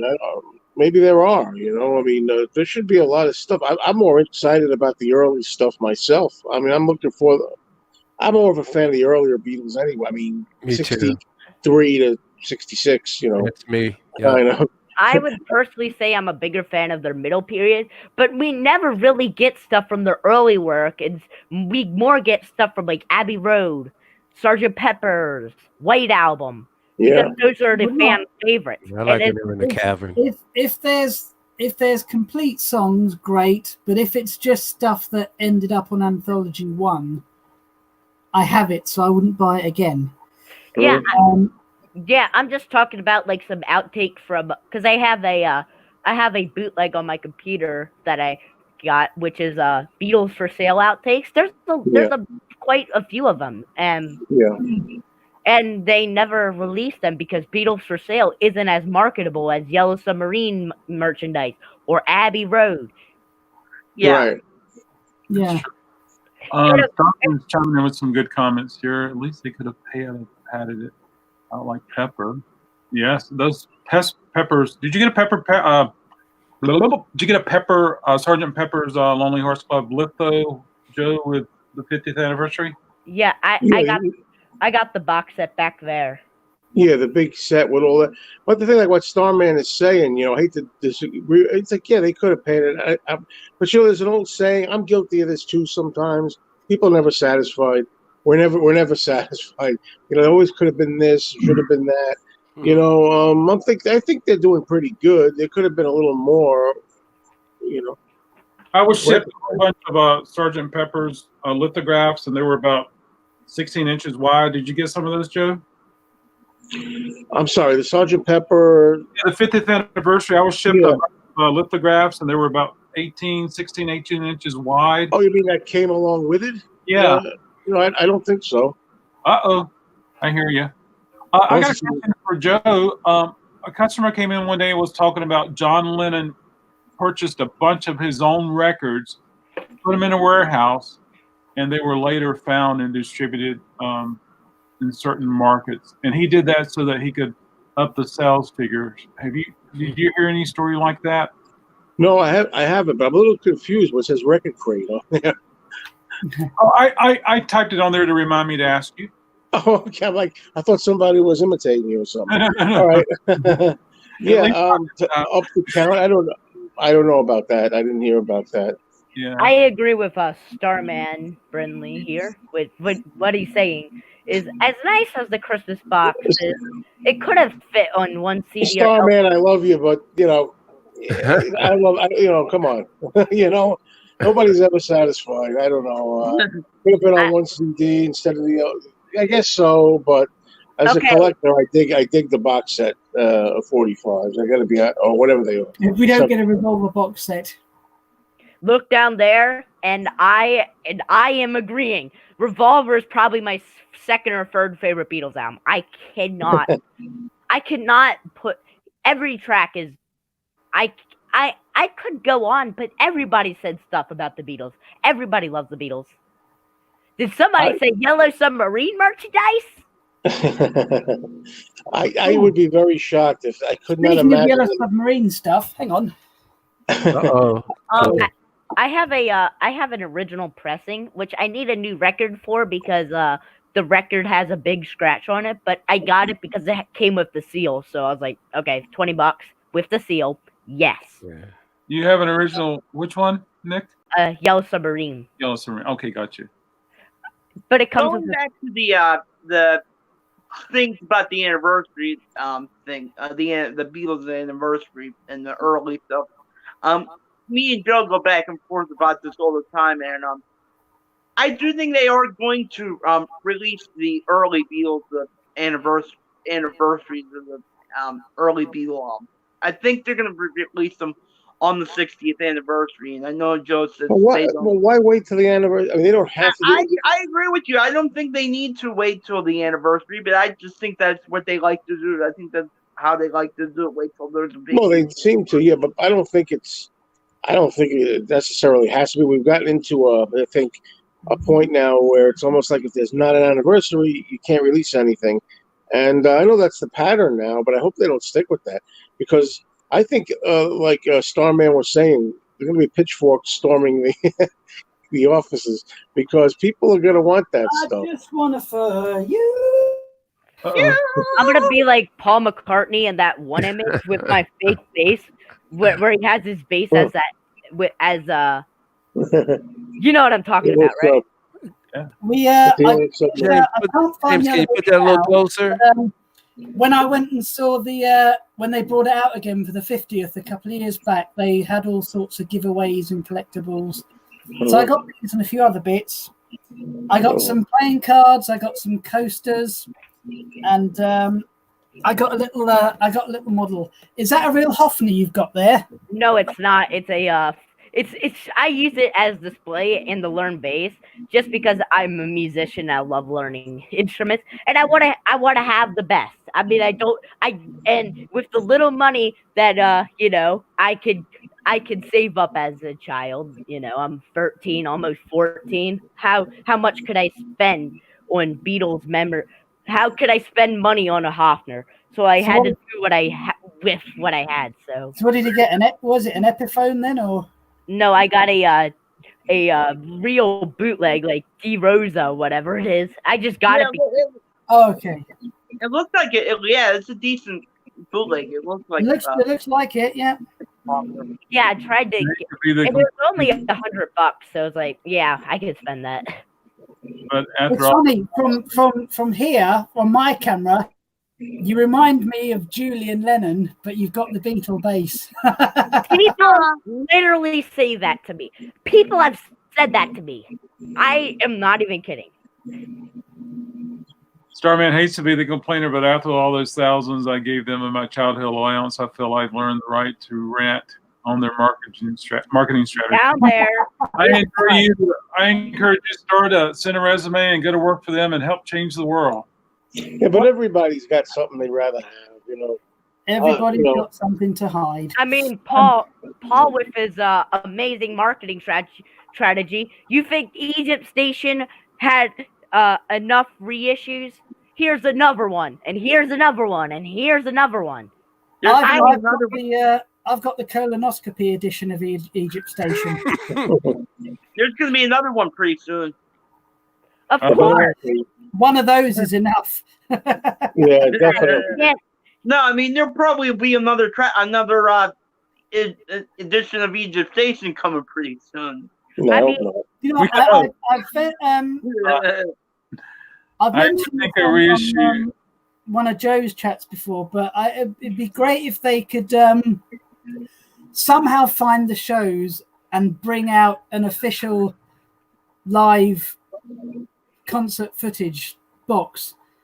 Okay, I think the next Egypt Station will have a baked some chips that were eaten by Paul McCartney reproduced, because of course we need that. Then of course we had to get this for Record Store Day. Well, that's actually cool. To be fair, that's actually that is cool. Yeah, that is cool. I didn't get that. I got the "Come On to Me" because I got that at Beatle Fest for like $20. I saw you flash a smile. That's you mean to say. I think a reissue of the Vitra cover will be a massive seller. Yeah, I have an original. Apple's gonna be like, hey, it's 6 years of this. Here's a turntable, a record carrier, and 5 limited edition T-shirts, as well as designer animal pins. I don't know how to say it. Man, I think you're out of your mind. What do you think of that? Hey, I would buy a. Okay. You're never satisfied. How old are you, Nick? I'm sorry, not Nick. I meant Starman. How old, what are you, 18, 19? I mean, you haven't been around that long. I've been around a long time. They didn't put crap out. Every year we get something. Every year. Sometimes we get 2 things every year. Okay, I want to get an opinion from Starman, but this is about the Hollies. Okay, Yes, I Will from the Hollies. Does that not sound like something the Beatles did? I literally had the bandana, or the butterfly effect with that. I thought the Beatles recorded a version of that. Of what? Of Yes, I Will from the Hollies. I haven't heard of that. It's a song from the Hollies. It's one of their lesser known singles. I haven't heard the Beatles covering the. No, they never did cover it. I thought they did. I literally thought they did. But does it not sound like something the Beatles would do with the steel guitars? How George, would do a solo? If you have heard it, I literally thought the Beatles did like a cover of it. Well, I know okay. George did a lot of slide guitar. James, did he do some steel guitar? I thought he did. No, George What's never the name did of the song? steel as such. I mean a kind of like steel guitar type esque sound. I can't explain. Yeah. No, not really in Beatles. I mean, he does steel guitar on because he plays on most of Imagine. He does steel on a few of those bits, but I Beatles gotta- stuff, no. I got mixed up with because my father said before I was a huge Beatles fan, my father said that they use steel guitars. Now I'm like, what? Like I get confused. Like so now I get confused. Yeah, I'm not familiar. What's Oh, the name of the song? What's the name of the song, Nick? Yes, I will from the Hollies. Play it. I'll have to go check it out. And besides like the vocal parts, I would like would you hear it? Oh my god, okay. Every copy of Egypt Station now comes a sealed container of 1 drop of actual McCartney saliva. Wow. But after that Traveler's Edition, I don't know. Maybe. I mean they could have. Maybe we could get some of his piss. I don't know. Anything possible. Edition. You know, Starman, if you really want to talk about someone being merchandised like crazy, you could talk about Kiss. And Oh, Dylan. God, don't get me started. Don't, please don't talk about that. I am sorry, Tom's Vinyl Shack, but I'm not a huge fan of Kiss. I like some of their songs, but Jesus, I hate Gene Simmons. Well, like them or not, enjoy them. Nobody. Apparently, Wait a you missed some of my videos. Record I think crate. he's a brilliant man. There's only one band that can outmarket Kiss, and that's Pink Floyd. Well, I mean, brilliant, yes, Joe, but yikes. Lots of money is needed for that camp. Speaking of Bill, Well, I like Bill Gates. Bill Gates? Wow. And now they're going to continue after their farewell tour is over. They're still going to tour, but it won't be with Gene Simmons or Paul Stanley. What did you hear? You know about that thing with the vault set that Gene Simmons, he comes to your house to deliver it For 50 grand. How much was it? 50 grand. 50 grand? Come to your house. I was going to say, if That's Paul a could do that, steal. would you pay? If you had the money.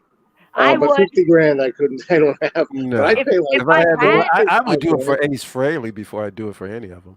My friends to go in 50 with grand. 50 grand, he'll come to your house. You'll take pictures with you, sign your vault, and he says he'll hang out with you. I don't know how long is Gene Simmons going to Yeah, stay. I would do that if Paul McCartney did that because Yeah, he's Paul Paul McCartney. Well, I Yeah. don't have 50,000, even though it looks like I do sometimes. I don't have 50,000. You probably could if you sold that collection. No, yeah. That's So an interesting choice. How much do you think of the merchandiser has kept the Beatles in the public, in popular? How much of the merchandising do you think has helped the Beatles stay very? I see so many. That's important, actually. I mean, I personally, what Starman's saying, I have no interest in the Yellow Submarine merchandise. That's true. I got to say that. I find He's talking about the merchandise. I have no interest in that. I like those pop figures though. I like This is like the music from the 60s. It's some of my favorite music by the Yellow Submarine period. Other than the very early Beatles, I love Yellow Submarine. I love that movie. The animated movie is awesome. And the thing is, though, with like that, you can say it goes crazy with that. Here's what Liverpool itself is a living Beatles merchandise. It's Imagine, and you're closer to it than I am. It's a living marketing scheme. It's a living. I don't watch football, but I don't blame them anymore. I don't blame them. Hey, Jill. Jill, I'm going to have to leave in 4 minutes. Now you come on. I don't watch football, but Liverpool FC are hugely popular. But it's essentially the Beatles. Yeah, I'm Yeah. sure. You know. Well, I Well, I think mean, I'm not from England, of course, and I don't live in Liverpool or anything. But I would imagine it kind of put Liverpool on the map. I would think it was a Yeah. proud thing for Liverpool. It is, yeah. But Yeah, kind of like how it put Liverpool on the same league as London for touring. Yeah.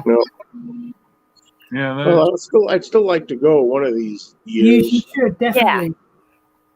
Yeah, because I would like, hey, I would like to get that 1,000,000 pieces of Yellow Submarine and Sgt. Pepper's merch, and of course, in the U.S., I would want to get some more Red Hot Chili Peppers, some more Pink Floyd, some more Chili Pepper, Led Red Hot Zeppelin merch.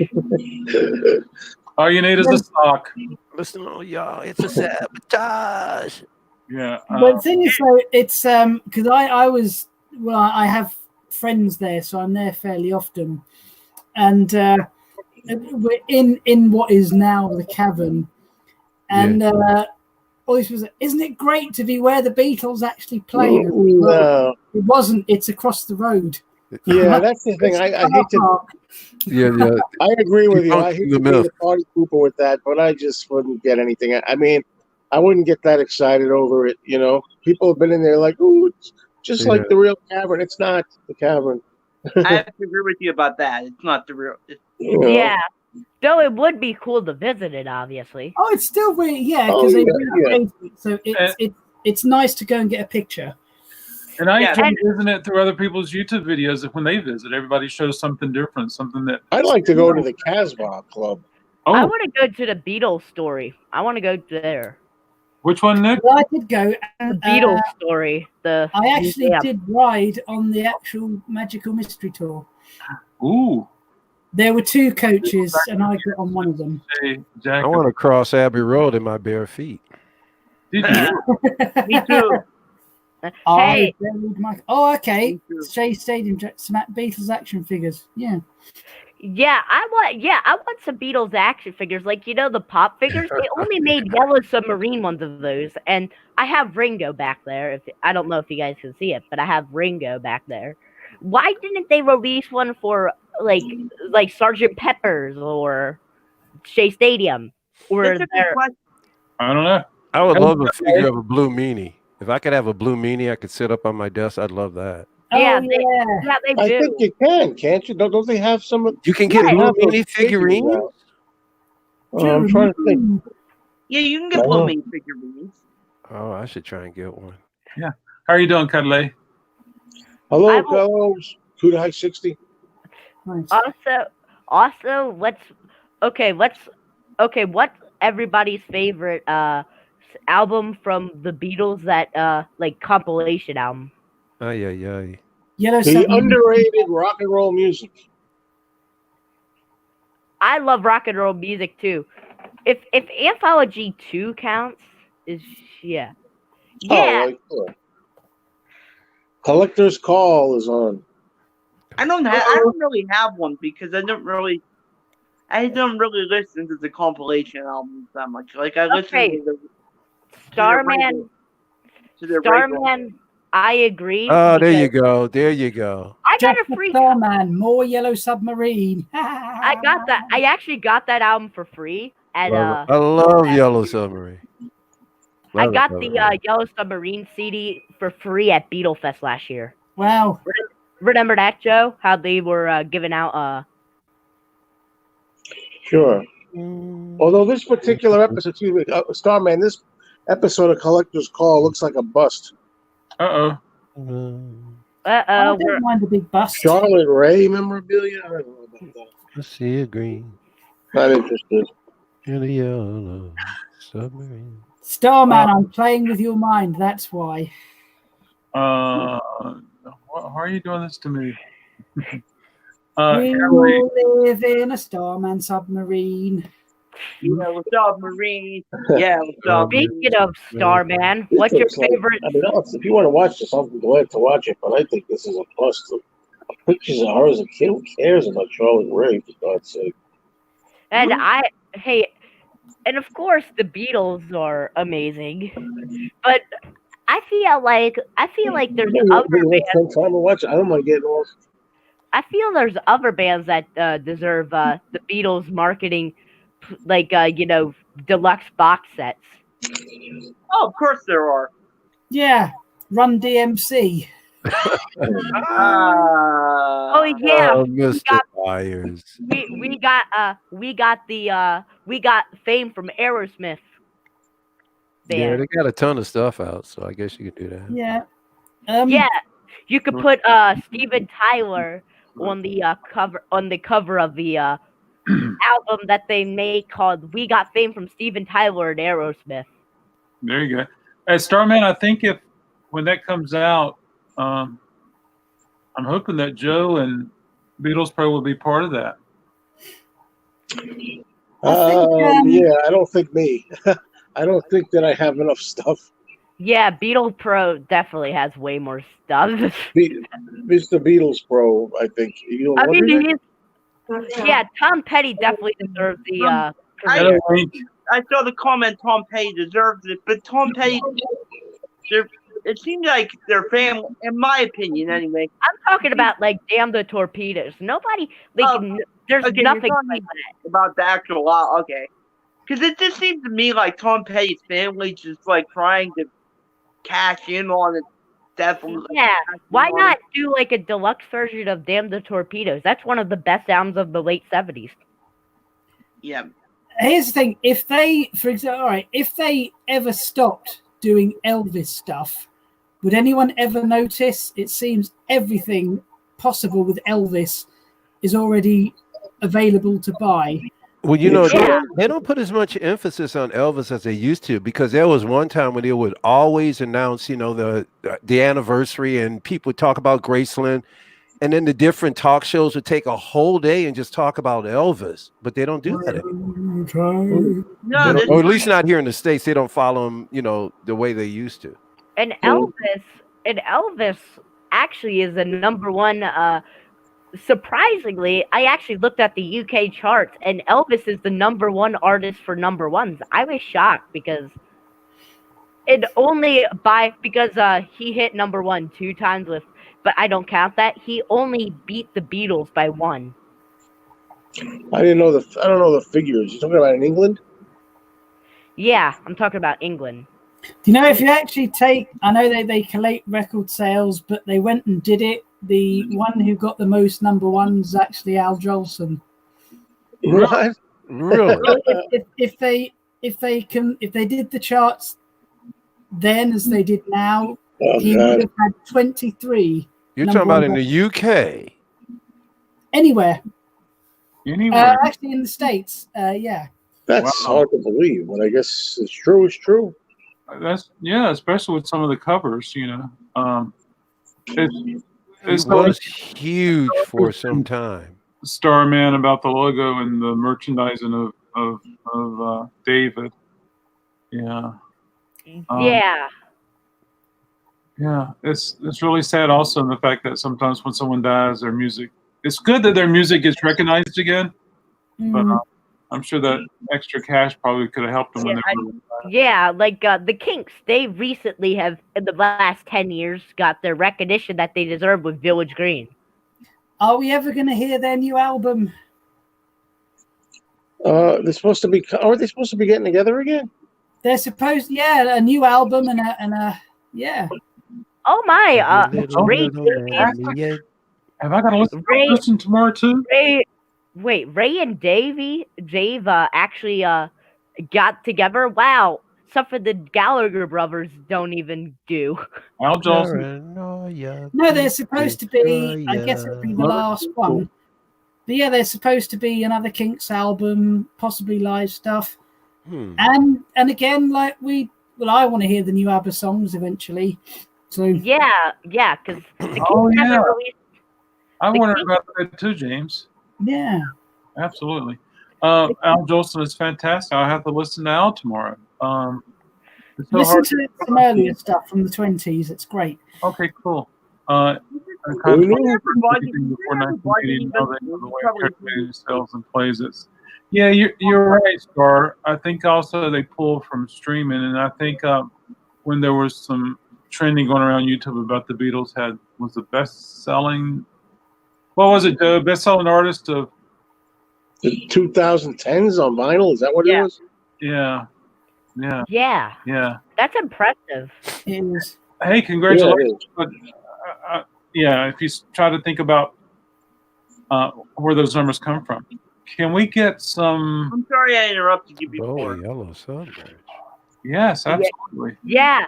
How about we get the laughing Why are we gnome? doing Yellow Submarine? Yeah. Yeah, why don't we get the laughing gnome played on it? Yeah. Characters used to be tipped off to slide the same copy of an album over the scanner twice to register more cells. They completely sound scan slowly. No practice. Yeah, I guess it's hard to get exact the real counts. Huh, that's interesting. I wonder if that did. Oh yeah, that's interesting. Wink, are you local to Raleigh? Do I know you from Raleigh? Does anybody know Wink? No, I don't know Wink. Yeah. I'm not from Raleigh because, of course, I live in Maryland. So Maryland. Are you near John Waters? I live more around the Baltimore area. Well, then you're near John Waters. Go tell him I said hi. My best friend, one of my best friends, lives in Bethesda. Oh, Baltimore, good classic wrestling town. No, Baltimore's the best shooting, because that's one of the biggest shooter areas, like for shooting. Yeah, I wasn't going to say, but I've been hearing about that lately. Wow, now I really want to go and visit. Oh, Wink is from New Jersey. New Jersey. Well, hey, Wink, your New brother. Jersey. You could go to Beatlefest because Beatlefest's amazing. Oh, he'll be there. I always see him there, but he hangs out by the bar, I think. Will you be there? Everybody knows your name.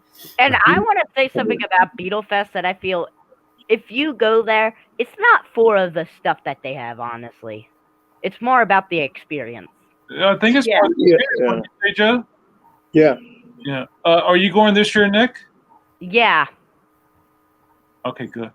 Well, I hope you share a lot of videos so we can see your perspective. The only thing is, I don't think I'm going to be playing any trivia this year at all. Ooh. Okay, good. I get an extra chance to win. Well, you were pretty good. I remember that. You knew a lot of stuff about McCartney. No, it's always impressive whenever somebody younger is so knowledgeable. Well, I've been a Beatles fan since I was pretty much like 10 or 11 but I had the love for some reason. I think I got it at Walmart once for no reason, but I had the Love documentary on DVD for some reason. Oh, yeah, Brindley, I found this. John Cleese, Faulty Towers, a book. The story of. Yeah, I have all of the episodes. I must have watched them a million times. I love Faulty Towers. Well, do you know what? They filmed it about 20 minutes away from my house. Get out of here, really? Wow. That's oh man. Yeah, see, it's supposed to be set in Devon, which is at the bottom of England, so like hours away from me. But it was actually filmed near me. Brindley, I actually have an extra one. If you actually come near the center in March, I could give you it because I do have an extra one. Because I won two for my dad. Week 55, I read that, what you said before. You said it's actually cheaper to hang out by the bar than actually going to the Beatlefest.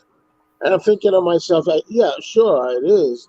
But isn't that like saying, I don't know, like I went to like the World Series or something, and rather than buy a ticket and see the game, it's cheaper to hang out by the door or the food stand. I don't understand that. Is it a point to go into the fest and see the fest? Yeah. My inn for free ticket passes. I actually So I want to say if you ever go to Beatlefest, make sure to buy as much as possible because the dealers are very nice and get you good deals and stuff. Good.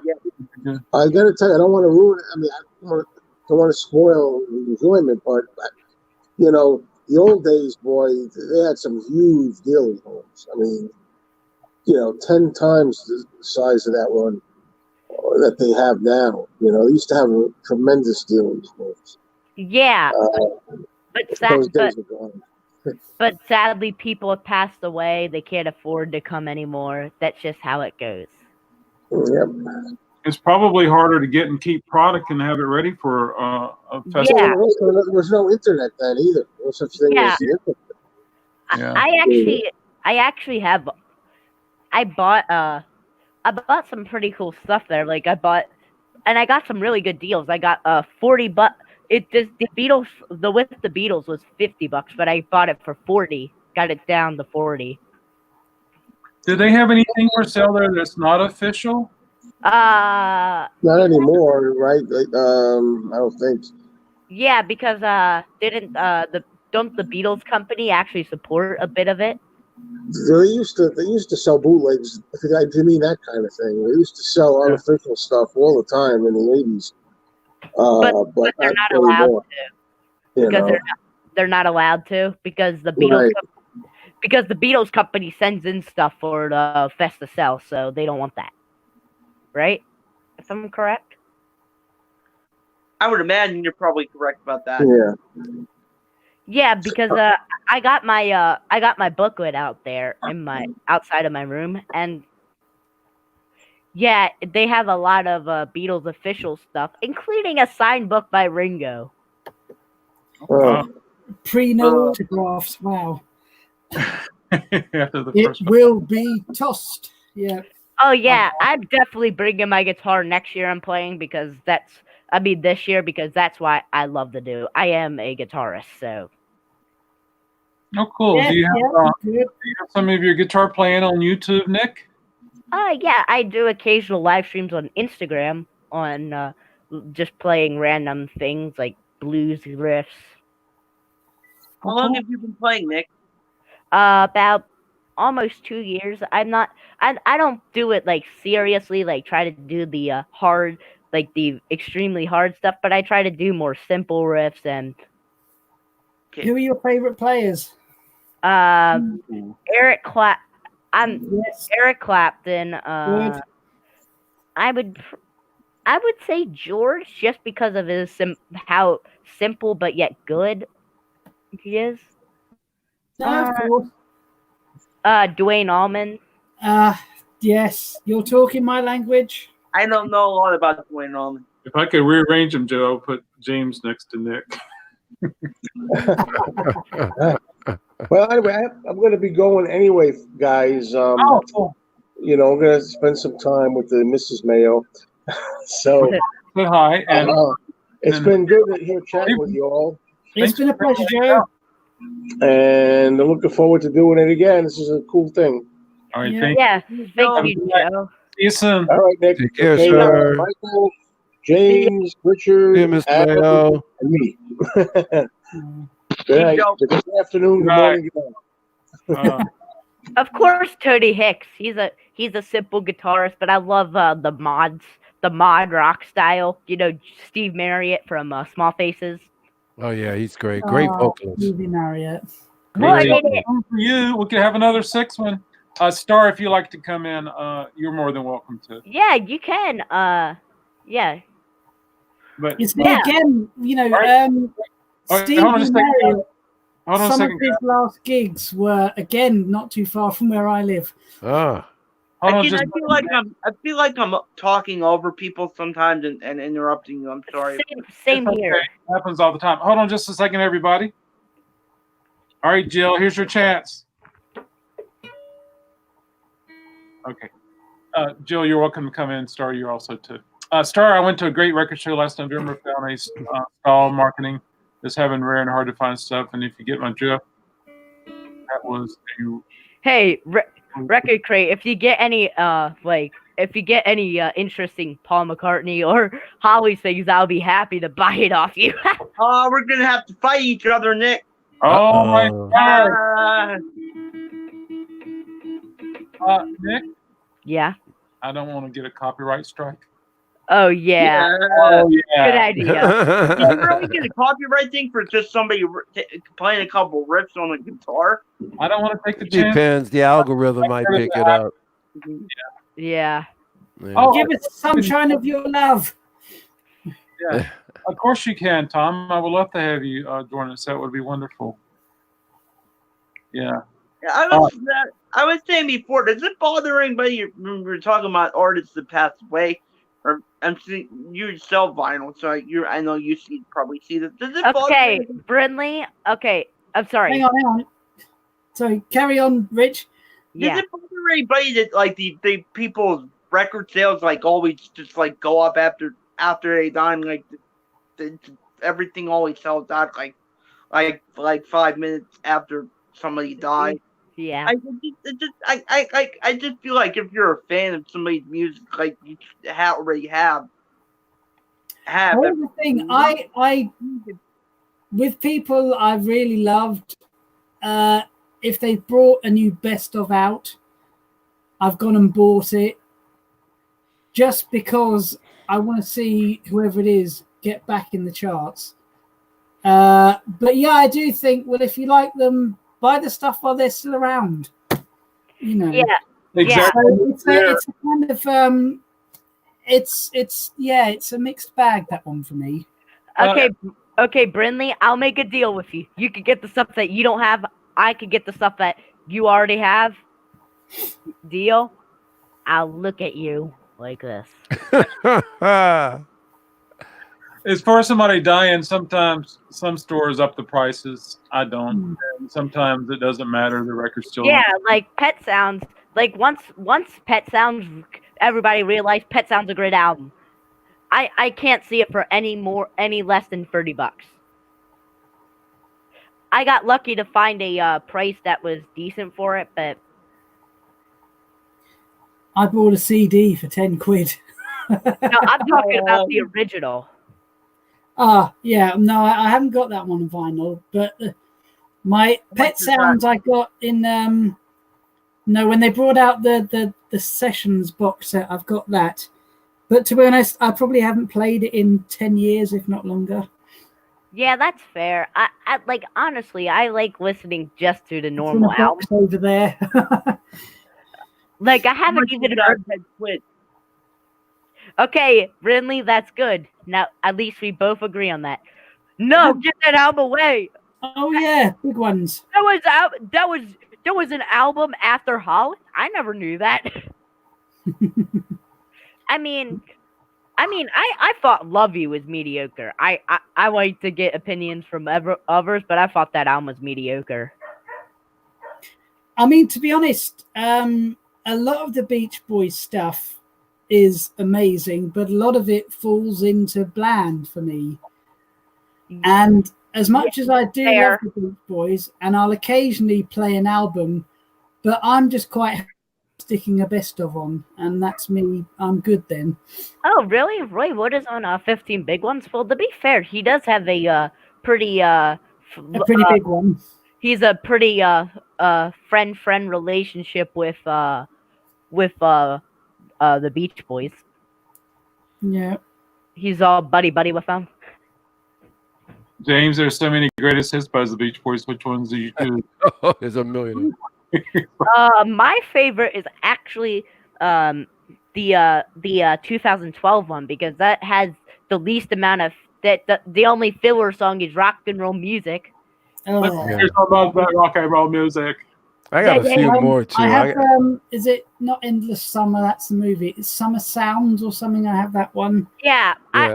The reason I don't like the big ones is because it kind of gets repetitive if you have a big one, and but if you just have like 20 songs on them with the quality, God only knows, good vibrations, Surfing USA, I get around. How many times do you need help me, Rhonda? You know. Yeah, how many? You put me down. Well, I can say the same thing about Led Zeppelin. I think Jimmy Page gets ridiculous with the greatest hit things. Well, I mean, I got Mothership. I mean, I've got all the records anyway. But yeah, now there's a band I wish would do one more thing. Zeppelin. Yeah. Sorry Yeah. about that. I don't know if it's ever gonna happen though. Oh, I remember when they did that in what was that? Those The 8 or Celebration Day. Yeah. yeah, the Celebration Day. And I begged my mother to come over where you're at, and it didn't happen. I really like Led Zeppelin, the first 4 albums, but after that they kind of fell off, in my opinion. Yeah. I don't know. I think Into the Outdoors is an awesome album. A lot of people It didn't is. like it. I think it's Oh, a I thought that- fantastic album. I think it's a good album, but I think it's way better than people say it is. Oh yeah. Presence. I'm Gonna Crawl. Oh my goodness. I think it's basically a John Paul Jones and Robert Plant record. Yeah, Definitely. Presence is my least favorite from them. Really? Oh, John Paul yeah. Jones is such killer. a string arranger and keyboardist, but his solo stuff just Yeah, but happen. John Paul Jones is probably one of the best session musicians of the 60s. Just Yeah, Well- what was that? That's what I liked about Into the Outdoor, especially Carousel Lambert. That keyboard work in there, man, it's awesome. Is Arthur barking? No, I think that's my dogs. Yeah. They bark. I have 3 dogs. They bark like no yesterday. Give him Dog Night. What kind of dogs you got? One is a hound dog. You ain't know what a hound dog. One is a rat terrier, and the other I believe an Australian cattle dog. I'm not Interesting. too sure. Okay. Truth. An Australian kettle dog. Wow. No worries. I Yeah. used to have 3 German shepherds, and I miss them. I used to have a one with huge buck teeth, and she was so cute. Like Aw. huge, like her teeth were out of proportion, but like in the cute way, you know? Oh, you mean like Freddie Mercury? Yeah. Yeah. But no, I mean with Zeppelin, we will during bark the you. Celebration Day, I wish there would have been more, and there still could be. Yeah. Hopefully. Yeah. I mean, still try to hold out hope that, but if it's not gonna happen, I still got my slither of hope. Maybe I want to see Pink Floyd do it. we'll do something. But yeah, I mean, all the members of Pink Floyd are still alive besides Sid Barrett. Well, look at it. Look, Nick Mason. No, Rick Wright's dead. Yeah, Rick Wright is yeah. dead. But Nick Mason just finished touring, doing one of Pink Floyd's early albums. And Roger Waters actually showed up to one of his shows, jumped up on stage, and frolicked around with Nick Mason while he was performing with the band. So come on. I think the problem is David Gilmour is he's not gonna do it. But I really believe that if David Gilmour said let's do it, Nick Mason and Roger Waters would. Well, what Yeah. happened there, Michael, with that is that Roger lives on Long Island, and when Nick Mason did the New York show, he had prearranged that he came over and played. Nick I'm just glad that they were able to kind of mend fences because even I saw a recent interview with Roger Waters. He says he and Nick Mason see each other quite often. Yeah, I was going to say between the 4 of them, Yeah. 5 of them, and of course there's only 3 left. Yeah. That Roger and Nick stayed closest throughout all the. Right. I think the biggest ripple was between Richard Wright and Roger Waters. But hey, Starman. That's my favorite. I think that's my favorite Floyd album right there, Animals. What were you saying? My favorite was You Were Here. Hold on, You just Were a Here. second.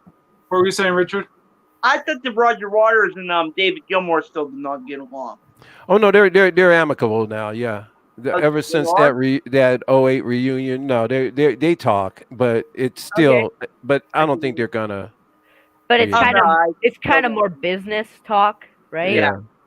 I've been. But they have hopped on stage with each other a few times.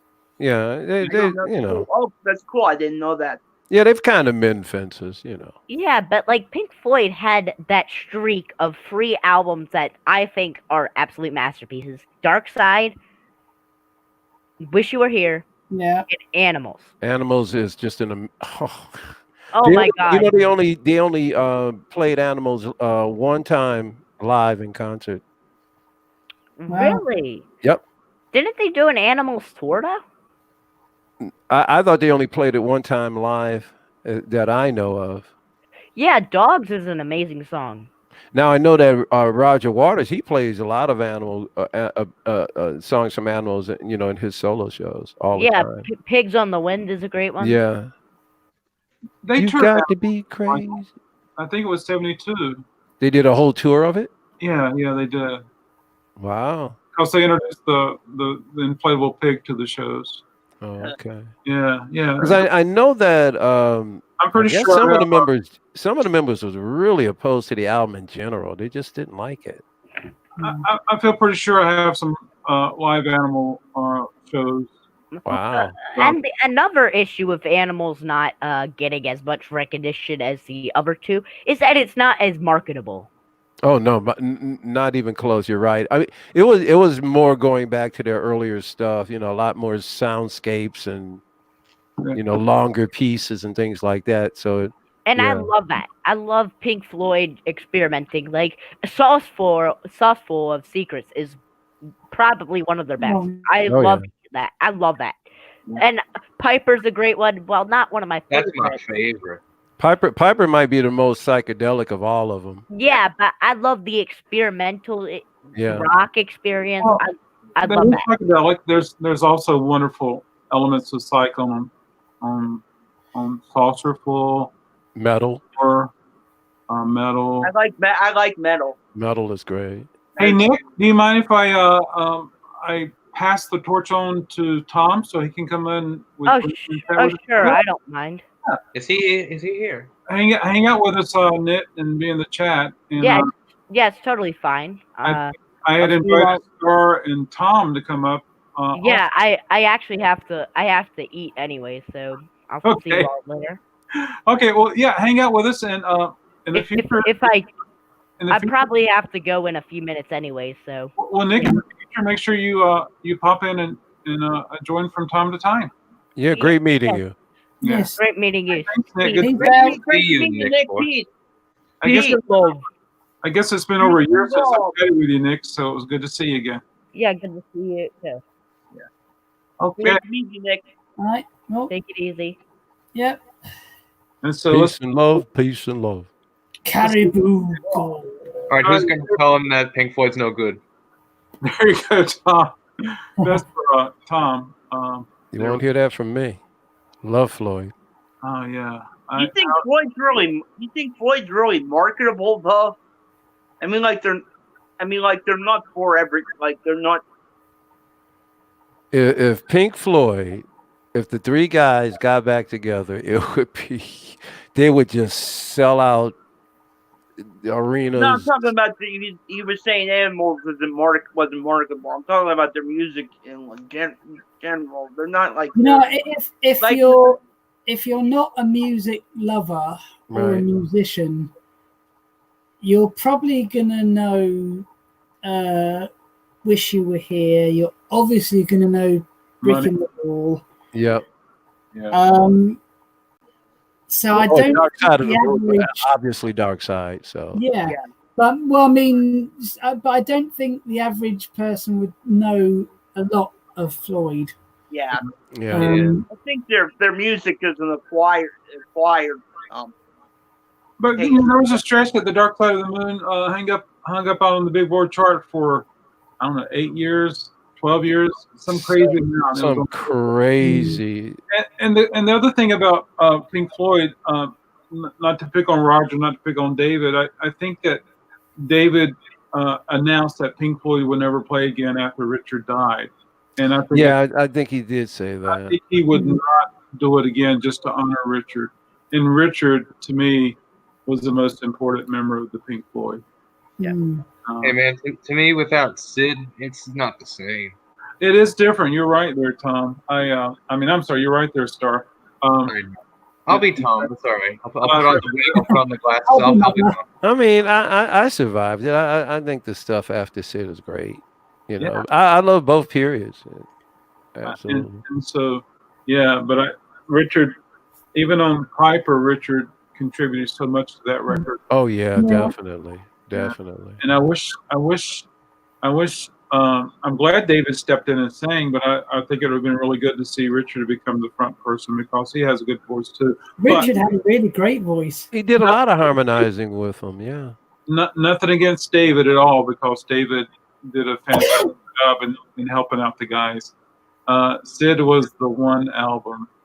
Yes, and he had a song on the next record too, Saucerful. Jill says Tom loves Floyd. Absolutely. Yeah, absolutely. I gather Tom's not here now. Yeah, which is cool. Yes, absolutely. A little bit. How are you? Okay, I shouldn't have asked. Are you there? Darling, speak to me. Who is James talking to? I don't know. Everything okay, James? And dear, have a lie down.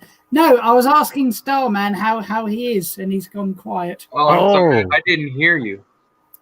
Well, you've got to listen, dear, haven't you? How are you? Yeah. I take the full responsibility for not hearing. I'm doing well. How about you? I'm fine. I'm glad to hear it. It's Enjoy Starman. your meal. Everyone's running to chow. Absolutely. Good thing I had chow earlier. Yeah. Sid leaving was the best thing that happened to Floyd. Who knows? That's tough for me to even think about. We don't know what would have happened. You know, I enjoy Sid's solo records. I think they're amazing too. So I'm glad that Sid continued. Hey Tom. Hello everybody. Hello. Yeah. Oh my gosh, it's everyone. Tom. Mm-hmm. Speaking about fights, can you imagine the fights between Roger and Sid if Sid had continued in the band? You know, and having the psychedelic blues influence. Great. The Emily play. Yeah. Absolutely. Tom. It'd be deadly. Careful with that axe, Eugene. I have nothing against anything of Pink Floyd, but Piper is still the only album of theirs I own. It's a great I think album. it's been that way for a while. I'm sorry. It's just, I mean, I am too stuck in 1968 to get farther with a lot of people, and they're just one of those people. it's a great one too. I mean, absolutely. I love everything, Floyd. Well, what do we got here? There you go. I sold relics. I had. Oh! My turn. Where is it? Here we go. I got mine in a cupboard over here. I got my eyes set on you. Yeah. There you Well, go. I need to find more. I need to hang it on. And he's got it on. There you go. Oh, yellow and green label. Congratulations, Tom. They're wonderful, aren't they? Yes, they are. Yeah. Hey, do you have another relics, Tom? One that has the Nick Mason drawing on the cover? I do not, actually. I don't have a copy. Whoa. I need to get a copy. It's a cool copy. It's very minimal. Yeah. Richard, do you have Pink Floyd records? I do not have any Floyd records. It's Santa. Oh. I got my shirt. Good evening, Kimba. How are you? Oh, hello, You Kimba. know, someone told me when I was a kid that the real Santa Claus was a British guy who likes rock music. I would have been like pretty okay with it. Yeah. Like the ones Kimba, have you been nice or naughty? Hey, Kimba. Oh, it's Santa's back. What do you got for me, Sam? Yeah. Well, you haven't been good enough for a present. Since you said Liverpool, you got any Beatles stuff for me? He said you're not good enough for a present, and thank goodness, because around Christmas time, he told me I only deserve coal. Yeah. Oh. He's a tough Santa, man. Touchdown. He doesn't give out gifts easy. Yeah. He just cares about death. Death Santa. Miss Brindley. Oh, he's I don't mean that. I see? got a Japanese Now he's person. trying to torture Starman with the What is Oh, that, man. Tom? yellow submarine. I'm just Live living in in Yellow Pompeii. Submarine. Oh. Oh, Alive in Pompeii, yeah. You ever see the Vine. you ever see the video of the first time they played there? Yes, I have. Yeah, it's great. It's very. And then very David Gilmour did a concert. I guess 2 years ago in Pompeii. Yeah, Pompeii. I have it on Vine. It's a very good show. Yep. How does a Pompeii sound on vinyl? Ooh, nice. Pretty good. Pretty good. Was that kind of like splatter? Oh, it looks good. They're Or black, marble. gray. That looks splatter. great. That looks nice. Tom, one time I saw. Oh no, Santa's just James. I knew it was called. Oh, One time I I've saw. destroyed every childhood in the world. Oh, One time I had the soundtrack, or I saw the soundtrack to The Wall, and it was music from the actual movie that was put on vinyl, which was a little different than The Wall. yeah. Because I think there's like tracks that aren't on the other one that are on that one, or some stuff like that. And there was different mixes too. Yeah. And Bob Geldof sang on some of the stuff. Yeah, that's right. Yeah, and so that would be great. Maybe that would be a great record store day. Speaking of record store day, has anybody followed anything? Starman, you might want to jump in on this, but did you guys hear about the studio that made Lacquers burned? yeah. Oh yeah. Yeah, has anybody thought about how that's going to affect record store day? Honestly, I think it's going to be really impactful in the whole vinyl boom. Well, here's Beyond the story. RC. Record store day is coming up. Record store day records haven't been pressed yet. Yeah. Does anybody know if this? Sorry.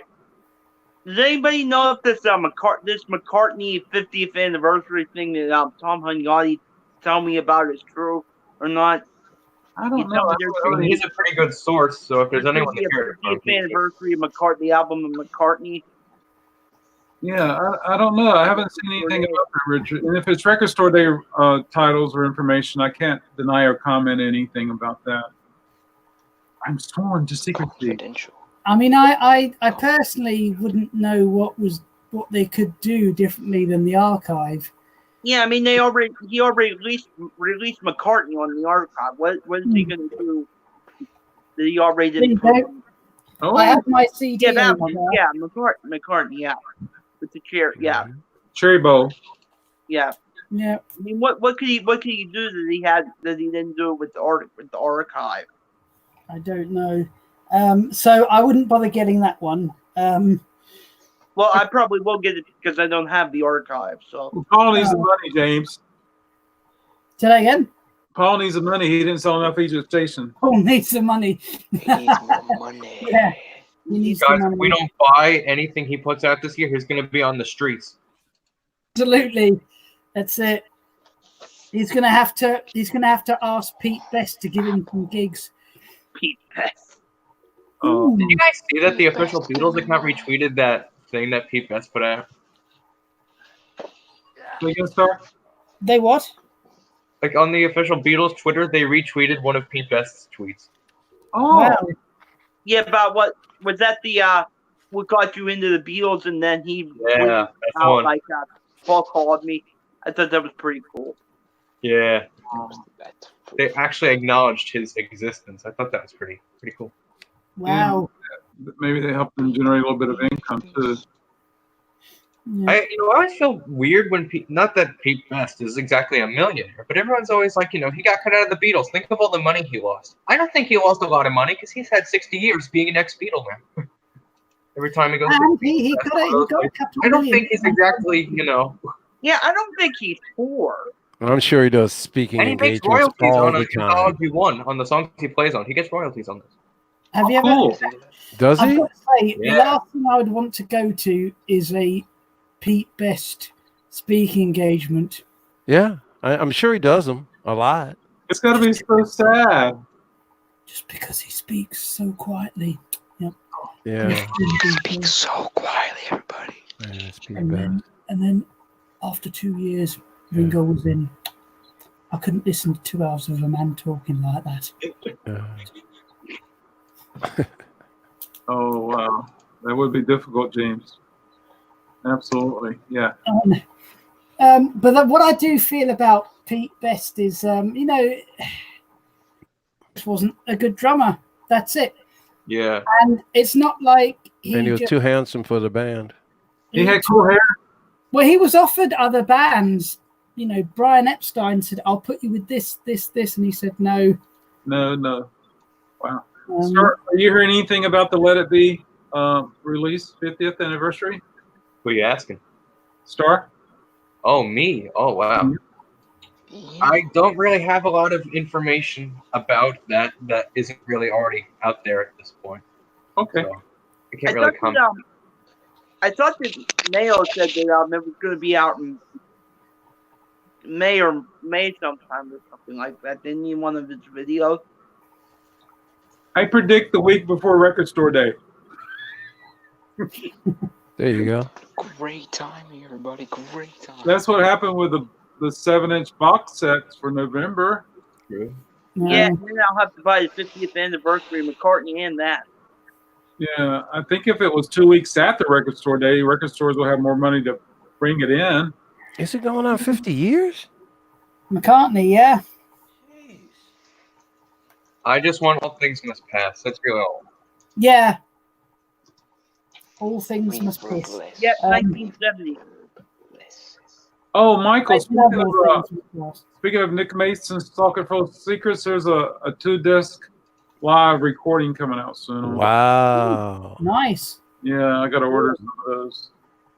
I've watched some of the shows online on YouTube, and they're very cool. There is one member of Pink Floyd that plays with Roger during that show. His name is Guy. Oh, Guy Pratt. Guy Pratt. Yeah, he's played with Roxy. I mean, he's been all over the place for years. Yeah. Oh yeah. And oddly enough, one of the guitarists is one of the twins from Spandau Ballet. Oh yeah, that's right. Oh, Gary Kemp.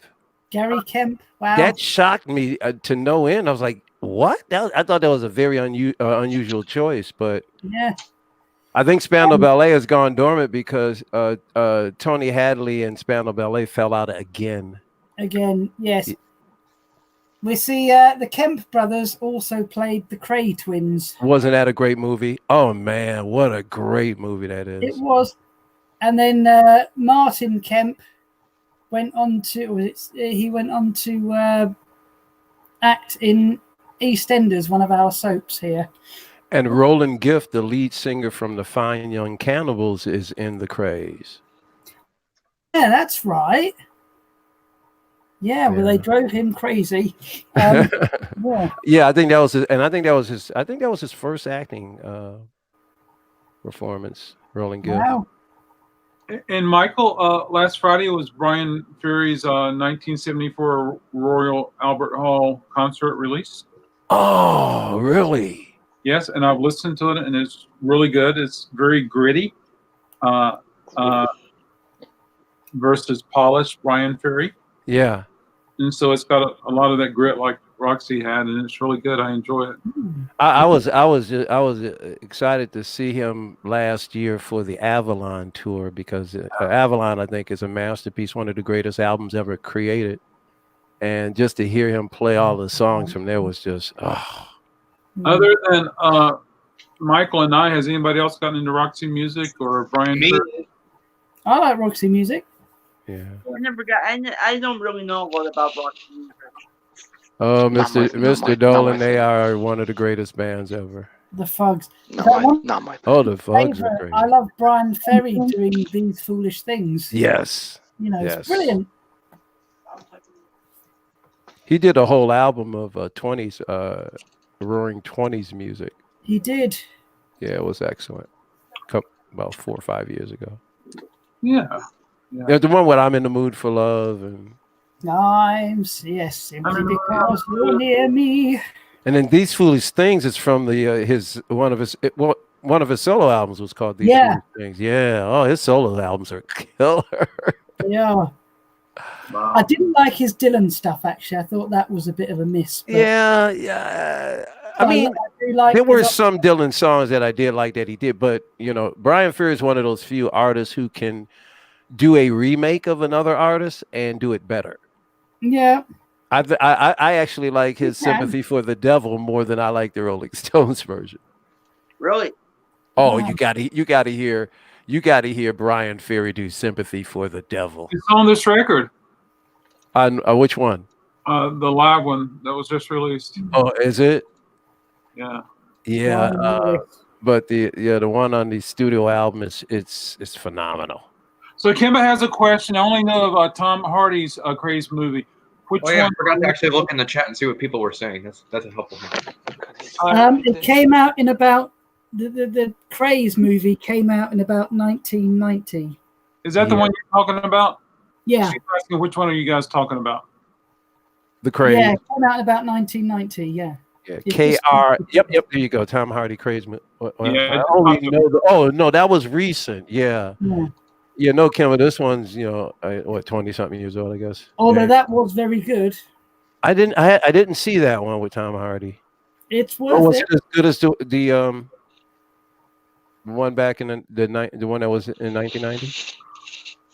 Yeah, I don't Again? think I'm familiar with Craze. I'm gonna have to check that out myself. Did you like it better, James? Which one did you like better? I I'm think I gonna- prefer the 1990 one. Yeah, there's something about it. Oh, and I want to show Jill and Kimba this 7-inch case. I'll be right back. I'll show it to everybody too. Mm. Plus, it had a very indie look. It was very indie. He always looks cool. Yeah. So Roxy Music is good. Oh man, one of the greatest rock bands ever. As a matter of fact, I mean, so many bands that came after them will tell you that Roxy Music was their influence. It's funny because Roxy Music are like they encompass a lot of things. Like they do Yeah. R&B. Some of their stuff's a bit punky. Some of it's new wave. Some of it's cabaret. Yeah, I they mean, do a lot of stuff. they predated a lot of the what you call the glitter rock bands of Yeah, the 70s, T-Rex and those guys. God, I love T-Rex. David Bowie. Yeah, are you familiar with Roxy Music, Starman? Oh, I love Roxy Music. Yeah. I've seen him live twice, and then I saw Brian Ferry live last Wow. year. That's impressive. It was Mhm. great. Yeah, I saw him live for Inducted Manifesto. into the Rock Hall recently. Yeah, I it was really great. like. Yeah, that was I good. did watch too. that like last month. Yep. That was a good one. The zombies and everyone. I thought that was nice. Yeah. There you go. Oh, there you go. Ooh. Oh, okay. Oh, yes, yeah. Oh, that one. Yeah, 1974. It Nice. is so good. Oh, I'm then I'm just such a huge fan. I'm gonna show Jill. I'm gonna show Jill and Kimba as well as Tom and Star what came in that's happening for buyback. Yeah, I saw that post you made earlier. I really love that you got the Dave Edmunds out. Oh yeah, thanks. Yeah. So this is a 12-inch box. It's made of cereal boxes.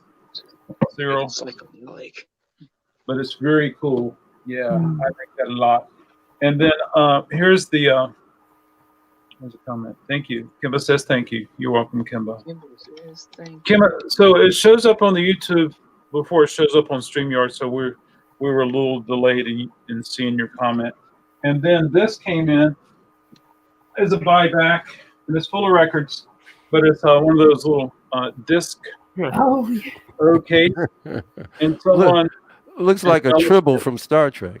and they put It's Invisible Ray.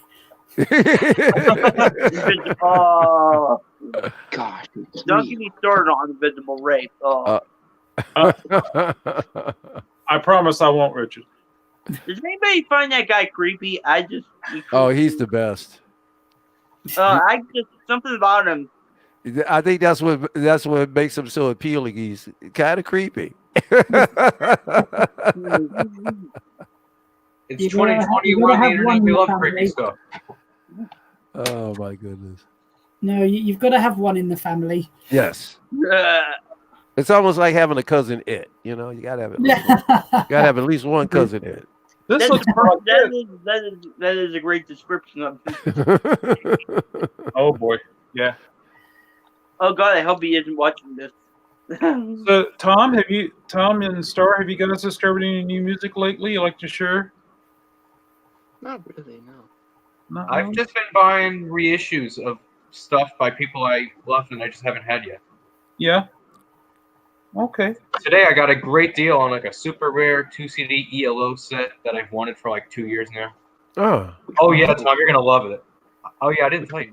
Yeah, you're gonna like that.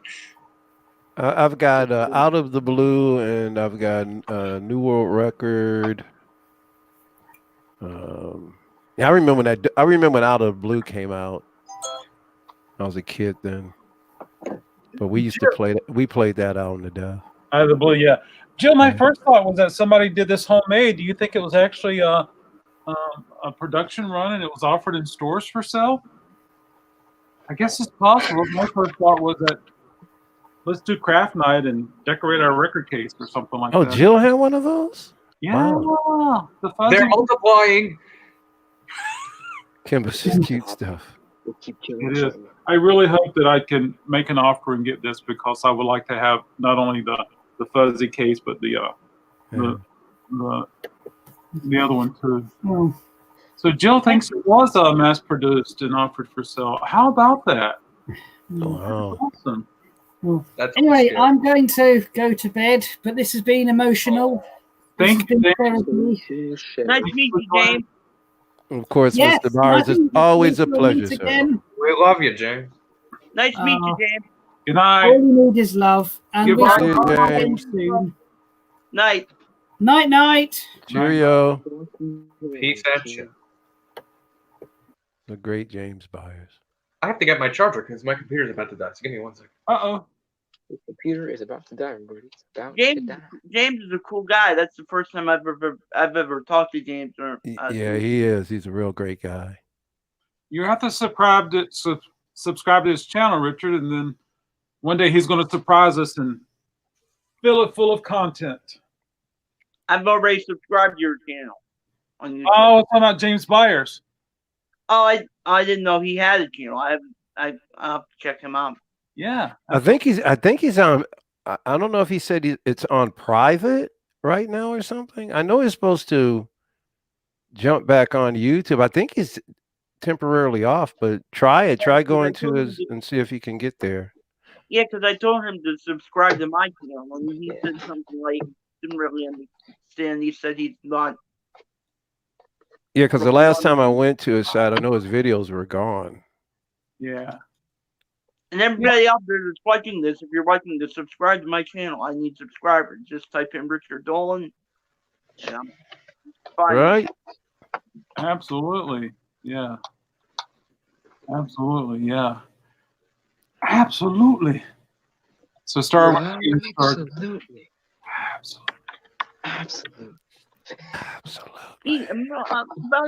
That's one band that just, I don't know, I can never get into. I know they're super talented. Who's that?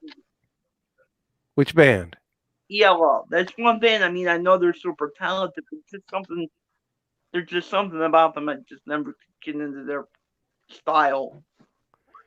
Yeah, you know, Jeff Lynne is a really great writer and Oh yeah, I know producer. You know, but you know, if that's the type of music you like, but in I love the general everything sense, of theirs, but I just like all the early stuff better. As Tom knows more than anyone. After 74, it's just a little too commercial for me. Even though it's still great writing, and I still respect Jeff Lynne. Yeah. But after that, it just kind of loses some of the appeal. Those Sure. four albums, like No Answer Through El Dorado, are like that's good stuff. Right. Yeah, I think some of the later stuff people came to know him through those records too. Yeah. Yeah, which is good. And then some of them got a chance to explore their early catalog, and some of them was like, "Oh, I don't want to do that." So It's so weird. yeah, but I like. I'm with you, Star. I like that. I also like some of the Out of the Blue. Oh yeah, that's a great album, I think. Who likes this album? Oh, the Birds, Sweetheart of the Rodeo. Oh yeah. I'm gonna see if I can try doing this on my phone because every time I plug in my charger, the Streamlabs gets all weird. So. Hmm. Jill says ELO's on my top. Yeah. Man. Oh wow. I need to do this on my phone. Okay, Jill. 80s and all of Jeff Lynne's solo. Yeah. Cool. Very cool. Yeah. What do you think of Sweetheart Radio, Tom? As long as we're on the ELO subject before. Ah, the human being. The new Roy from late last year of his second solo album. Wow. And it is very good. Remastered bonus track. I've have been waiting not for this to seen come that. out on CD for a long time. Like, affordably. So, yeah. Great for Cool. ELO people.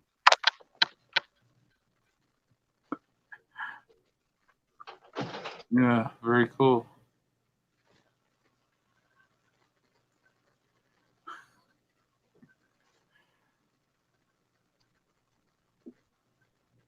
Tom, it's Tom's Vinyl Shack. Do you sell records too? Oh no. Oh, They okay. multiply. It's just the name. On my phone, it worked. All right. There It you go. works better on your phone. Yeah. That's strange. What were you trying to do? A laptop or a desktop? I was on my laptop, and my laptop works with it pretty well, but if I leave my charger in while I do it, it gets like really choppy and I can't hear very well. Mm, Oh, yeah. that's, Very The glitchy. choice of the wow. This is for you, Star. Oh, is that new? Yeah, it just came out in October of last year, and I haven't bought it until now because, you know, it's a UK import and they're kind of pricey. So I kind of waited for it to drop on Amazon US before I picked it up. So I got it for like $14. Now it's back up to like 18. So Hmm. Well, Star, But if you, well worth having. Very ELO-esque. It has a Phil Everly doing some guest vocals on it. Has a lot of all-star people. very cool. You ever see him live? Not yet, but if he comes to the US anytime soon, I'd love to. Well, they just did a tour. They were here in Detroit about midsummer. Yeah. It was Jeff Lynne, not the other one, Yeah, yeah. because there's two ELOs now. But this was Jeff Lynne's ELO. Two? There's that tribute Yep, band. there's with two ELOs. Sanders, remember? I didn't know that. Yep. Yeah, the ELO Part 2 is still going as the orchestra without Bev Bevan. Right. But Jeff Lynne, you know, just recently did a tour. Yeah, it was called Jeff Lynne's DL. I didn't know there was. Yep, exactly. He's doing a UK tour now. Oh, is he? Album. I really want to see Jeff live. I really want to see. Yeah. Oh, maybe it come through this. I'd like to throw up the track list a little bit. I'd like to see him throw some more deep cuts in there because, you know, they have so many greatest hits that when he does a show, they're just, you know, it's almost like playing a greatest hits compilation, you know, in order. Right. It would just be cool if he just did some more. I would have That's liked to have pretty seen them when they came through here, but there are so many bands coming through here. I just don't have. I can't afford to see everybody. Yeah. You know, ticket prices are ridiculous. Well, the But- greatest hits thing, that's like where pretty much all bands do that now. They just go out and their set list is pretty much all their like big, huge hit songs. They don't And that's really- only because the masses. That's what they want to hear. Yeah. Right. It sells. You know. tickets. If they try to play anything new, you know, they say, oh, you know, our fans go to the bathroom. You know. Or like really obscure Yeah. that like they're I have not, Kimber. No, I have not, and I probably won't. 'Cause I wanna actually- applied, but he never got back to me. So you know what? Screw them. They're missing out. Who never got back to you? Take your resume. And, Applied for a job at the local record store. Oh. Yeah. Wow. That's okay. I like being a customer. They can take my money. Yeah. How long ago did you apply?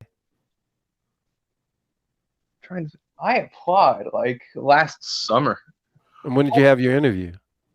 They never interviewed me. They just Oh, never they- got back to me. Oh.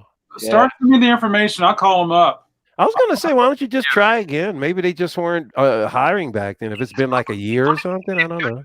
Application since, and I just haven't gotten around to it because I've just Yeah. been too busy with school and Yeah. life and anything else. That Oh, okay. You're married. Okay. 2 blank applications somewhere. He said life.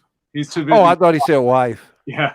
It did sound like that. I want to see Jeff live. Never have, and I hope it doesn't. That's the problem with my phone microphone. It doesn't sound very good. Yeah. Well, Jill, I hope so too. And is Jeff Lynne coming back through in the United States this summer? Have you heard, Tom? He's going to like Europe and Germany and like doing a little Europe tour for his new album. But that's about it. Oh, that's so sad. Yeah, he was here in Detroit. I think it was like June or July, something like that. It was in the summer. I would not mind catching the orchestra show either.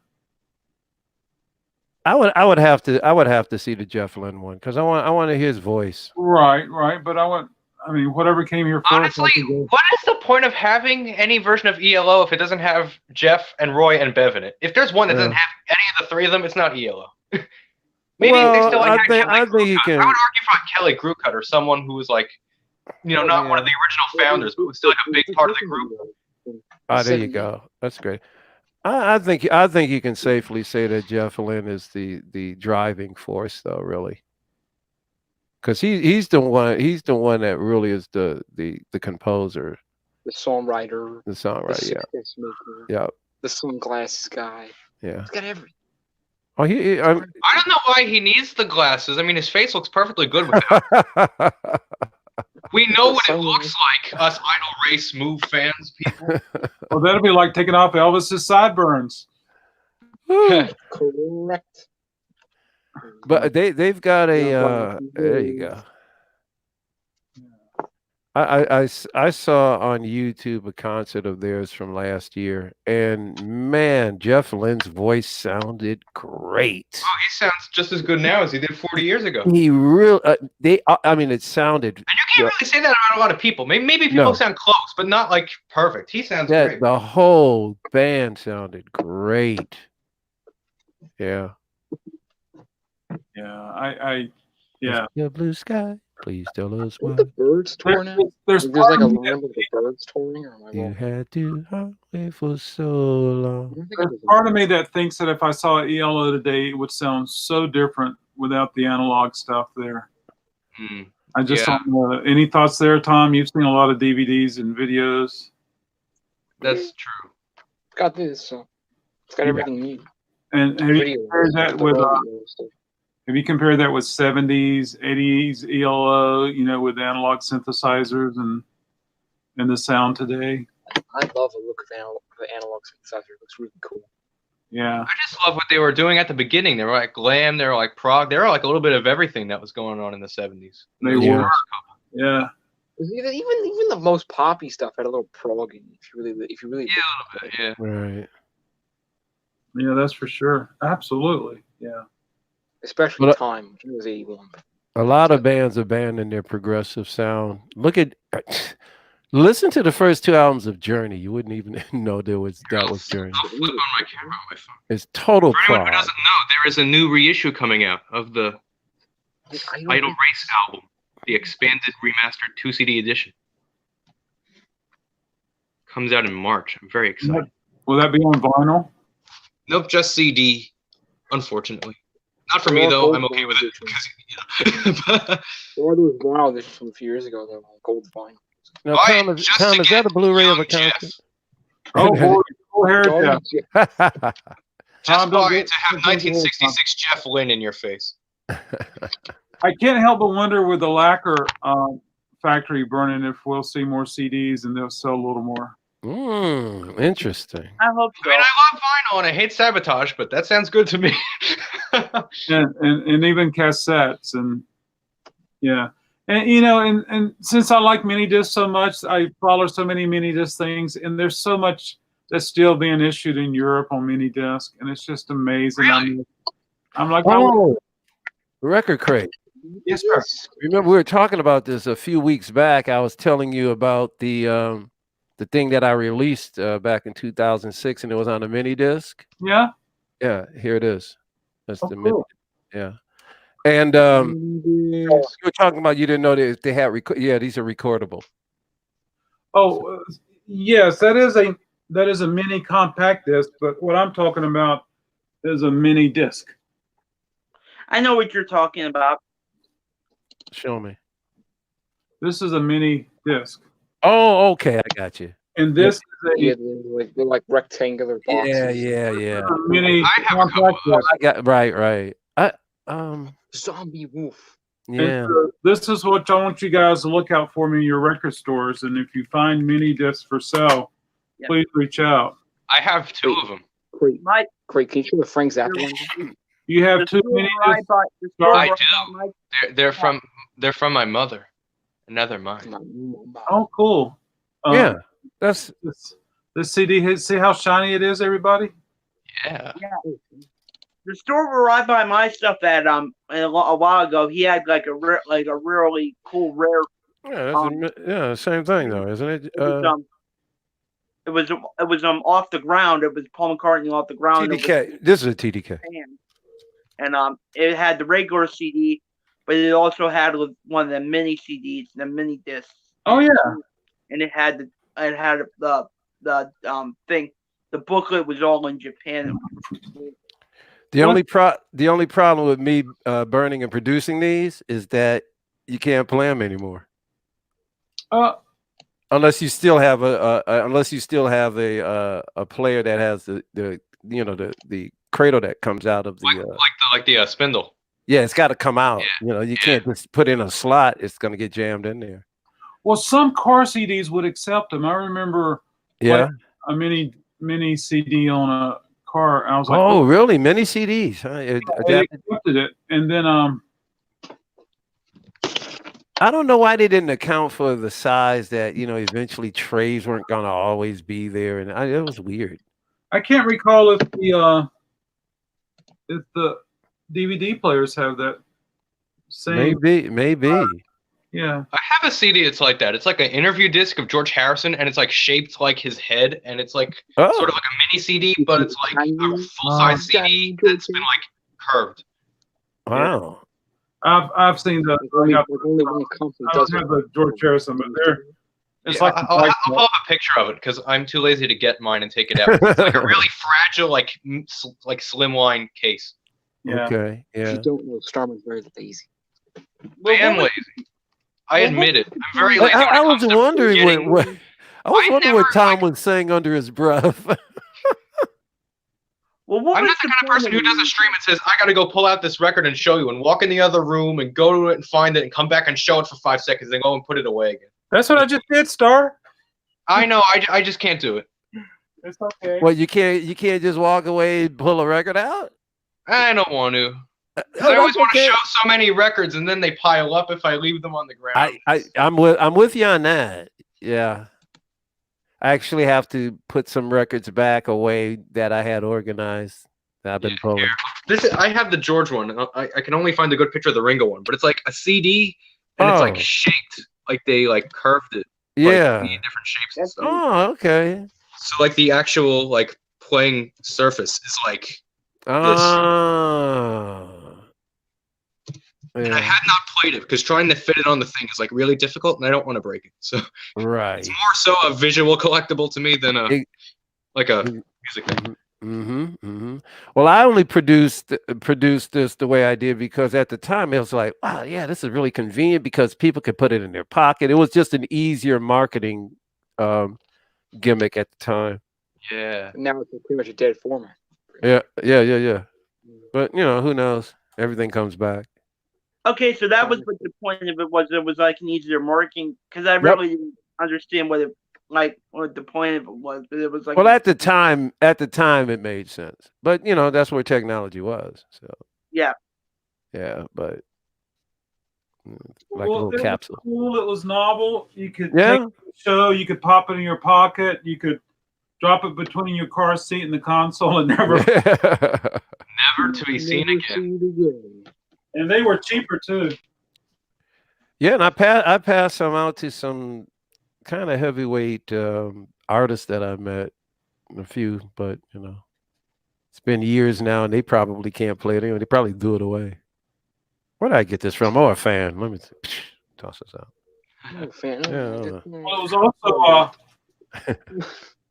it was also easy to overlook if you had it on your desk. Yeah, that's true. It got shuffled into the junk drawer really quick, but and the cases came in different colors, Well, there's something cool about was yours a paper case, Michael? No, it's a plastic case, and then I designed my own sleeve. Yeah, and then yeah, absolutely. Yeah. And then the one that I had one time, Richard, was a Paul McCartney. It was in it's almost like a tall box, but it was still only like this tall. Oh. And it was a Japanese import, but some guy grabbed it a few months ago, so I don't have it to show up. Mini discs were more of like a Japan and like Europe thing. It was, but What Paul stuff do you got now? Or Beatles? Sir? I said, what Paul stuff you got now and Beatles stuff? What kind of stuff you got? I think I have the Russian reissue. Then I have, what is it, Amoeba? Yeah. This is one I want to hang on to a long time. Ah, yes. Mini compact disc. Great Frank Zappa. Wow. That's rare. It's got to be super rare. It really isn't, but it is Ryko. Really? Yeah. I love Ryko stuff. They're the best. Oh yeah, Ryko, man. The phone number is 818 Pumpkin. Yeah. What a pumpkin. Yeah.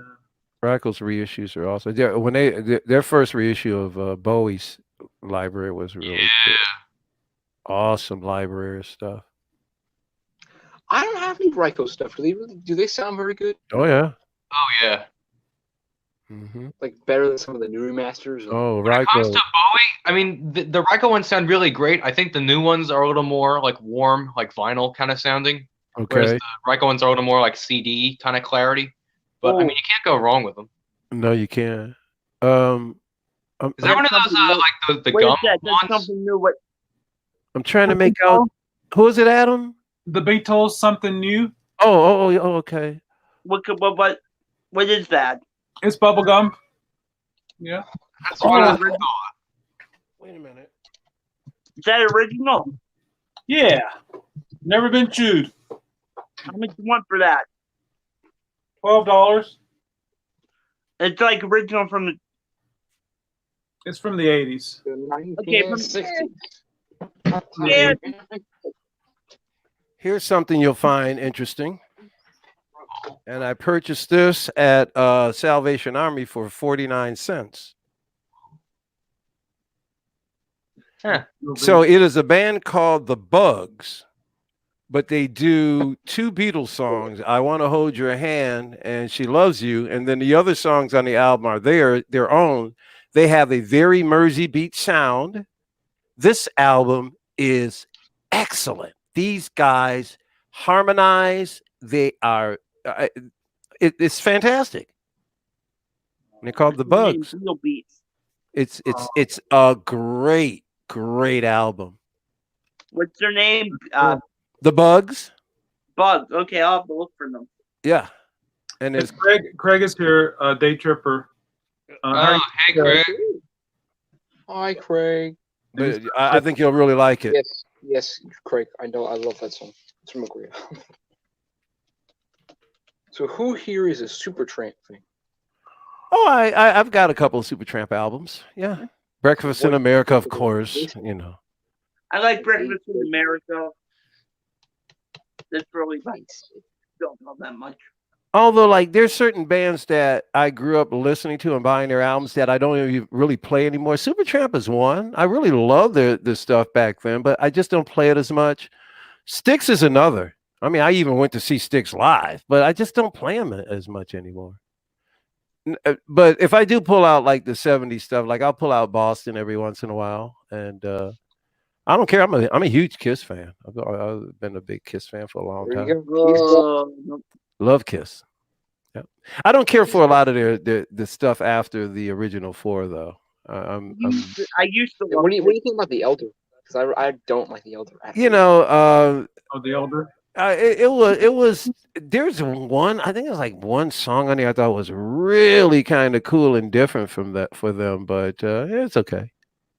My dad hates the Elder. He's the guy who put it out. Yeah. And then, of course, with their solo albums, I think Ace Frehley's was the strongest.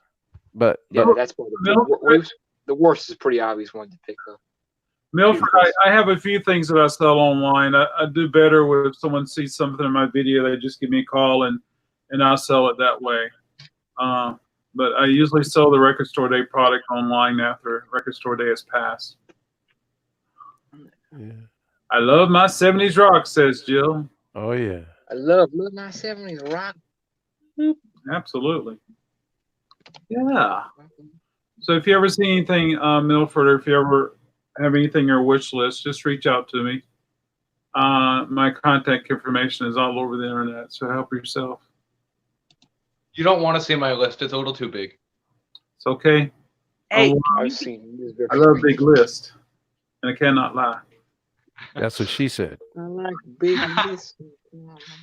Record You Crate. still have that Wizard Brew record hanging around? You know what? I got another one in, so I have two right now. Really? Whoa. Yeah. Are they both the U.S. pressings? They are. I say that, Star, in my mind, yes, but darn. If they're on a United Artists, they'll be the U.S. ones.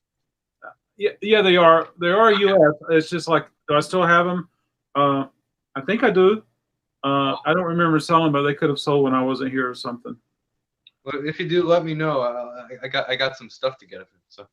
Yeah. Kemba said, Tom, she just saw the birds pop up. Hey, I'm Record Hey, Crate.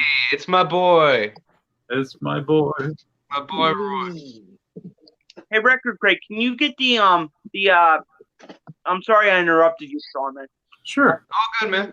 Can you get the Beatles the 1970 Christmas album, the fan club release from Britain, the one that they only released the fan club. I think that's a very difficult record to obtain. I A know lot that. of bootleg versions of it out there. I've been I looking have a for that. bootleg CD and vinyl edition. What is that? What do you got there, Tom? But there's some fan club pressings out there, Richard, that you might be able to find for $35 or $40 on eBay. Yeah, I've been looking for the original for years, and I can't. Yeah. I think the last time I saw one of those for sale, it was around $350. Yeah, I know they're expensive, and Yeah. I've been looking for them for years. I've never had them, but I've never had the fan club pressing, but I've seen them pop up. Yeah. Yeah, Oh, man, yeah. looking good. Cool.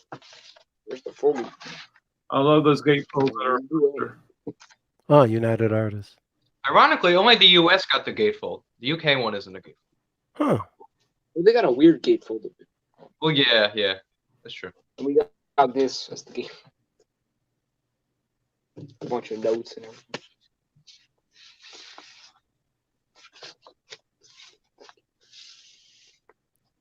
Cool. What do you got most of, Tom? CDs or DVDs, or what do you collect most of? I have mostly records. Mostly? It was probably about maybe 750. A vinyl? back here. Yeah. Wow. What about you, Starman? It's difficult, but mostly CDs. Yeah, I think I got more CDs My dad than has a LPs. huge collection, so I get a lot from him. So I don't always buy it as much, and that he just gives me a lot of stuff that I just happen to want. Oh, cool. Star the Elder seems to be one of the more desirable Kiss records. And, Yeah, my dad is not a big fan of that, and yet he's the one who put it out. It's one of those weird things. That album is so. yeah, and my guy who works for Kiss What is Kiss for? I'll take it. told me so many stories about that record. It's just amazing. I know there was a book that came out about it a few years ago because my dad was interviewed for it. But about 2015, there's a whole book that's just all about the Elder. Oh boy, and I don't understand the attraction, but maybe it's a completist thing. Maybe it's just kind of hard to find. And if you have Kiss records, you want to get this one also. Yeah. But yeah, there's more records I would rather listen to than the Elder. Yeah. Hey Craig, I went and checked my Rolling Stones Satanic. I could not see the Beatles on there. I don't know. Do you know? Oh, they're on there. Are they on every one of them? Not necessarily. So I was going to ask Craig, are there some that didn't have the Beatles and some that did?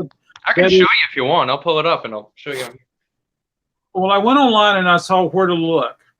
But Starman, are you actually going to go and grab one? No, I don't even own Satanic Majesty, so I couldn't if I wanted to. And Yeah, that's the weirdest thing. I collect so much 60s, 70s, 80s rock. I don't own anything by the Stones. Not Wow. on purpose. I just don't have anything because it's always super expensive or it's not like the stuff I want. Okay. It's gonna be a band that's really hard to get like a difficult, like perfect compilation of. 40 Licks was pretty good. I've got Exile on Main Street. I've got Sticky Food. help me. Rhonda. Let It Bleed. Goat's Head Soup. Some Girls. Made in the Shade. The third one I'm trying to think. Mick Jagger solo. Wills. I got 4. I got a live one. Real old live one. What was that other one I'm trying to think? 40 Licks was a good Stones compilation album. 12 by 4. Oh, Beggar's Banquet. Beggar's Banquet. Yeah. That's a great album. Mm-hmm. When that was reissued, it was only like $24. I was surprised. I was expecting it. Here's the thing. Yeah. They kind of suck because they just take the album, remaster it, put it on a record, put it on a CD, and the record just adds a bonus 12-inch and a flexi disc. It's like no bonus stuff in it. It's like, what's the point of buying it? I want session stuff. Absolutely. I want old that record is not so easy to find, so just to get it. Yeah. Why I have the clear vinyl, which I'll show. Look at that now. Which has the censored cover. Oh. Is that one with the toilet? Yeah. It said. I'd like to get down, baby girl. Very, very clear one. Oh, very nice. Really clear. There you go. I can like read. I've only got one clear vinyl. It's the Shaman electronic album. Clear 12-inch. I don't know if I have that.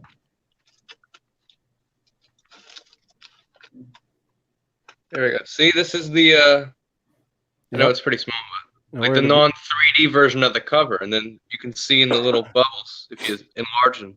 Oh, very cool. The inner gatefold of the Sgt. Pepper has all 4 of them. Oh. Yeah, it's only on the lenticular one though for all of them if you want to see all. Yeah. Wow. So you're saying, Tom, it's on every lenticular, and you're saying, Starman, it's on every version? It's on every one of the lenticular ones, but like some of them are like the CD booklets only, where they actually show you the lenticular one, but without the like effect on top of it. Mm-hmm. So if you find like in a booklet or something where it has the actual like original photo, you can kind of see them pretty clearly. Wow. That's so many records I didn't put out this weekend. Tom, have you discovered Good Rats? Good Rats? No, I have not. I've heard of Hot Rats. Hot Rats. Yeah, Hot Rats. And has anybody discovered this cat, Emmett Rhodes? No. It is so good. What kind of music? Looks indie. I didn't say it, but a lot of people say, "Oh, I love this guy. I love Paul McCartney. I love this guy. I love Paul McCartney." Oh, is it really? Sounds like him? Is that what it sounds like? I think it's very good pop. I would say that. All so, right. Tom, you might want to check this out. The Good Rats. It's a little bit of garagey. It's a little bit of psych. And I think they're from your state. I think they're from Pennsylvania, or maybe they're from New Jersey. No, I'm from New York. He's New York. From New Jersey. Sounds from New York. Okay, gotcha. Yeah. Starman, you're from Jersey? Yes, I am. All right. It's like the local big bands. Billy Joel, of course, Twist Of Sister, course. Dee Snider, of course. So those are sort of our like big. Oh yeah, that's right. Dee Snider, right? Yeah. They're from Long Island, Tom? Yeah, they were pretty much Long Island based. Okay, gotcha. Okay. Yeah. And Billy was so you born might in have seen town it next to when mine. you So, said so it feels great. Here's somebody I never heard of, and I played it on the player, and I really dug it. Maybe Kimba, Jake Holmes. I've heard of him. It's just good pop.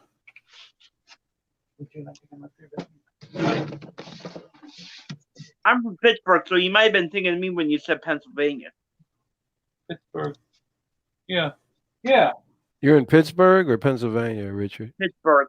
Oh, okay. Pennsylvania. Aha, I found it. So here it is, folks. We were looking at it the other night, and Craig was explaining to me.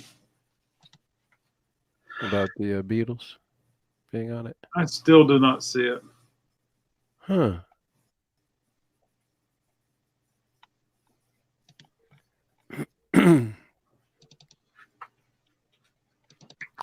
Looks like that's Roberta Flack you got up there, isn't it? Oh my gosh, this record is so good, Michael. This Roberta Flack. I finally found a nice, clean copy. Yeah, it's a very nice album. Yeah. Oh, Milford said Long Island. Very cool. But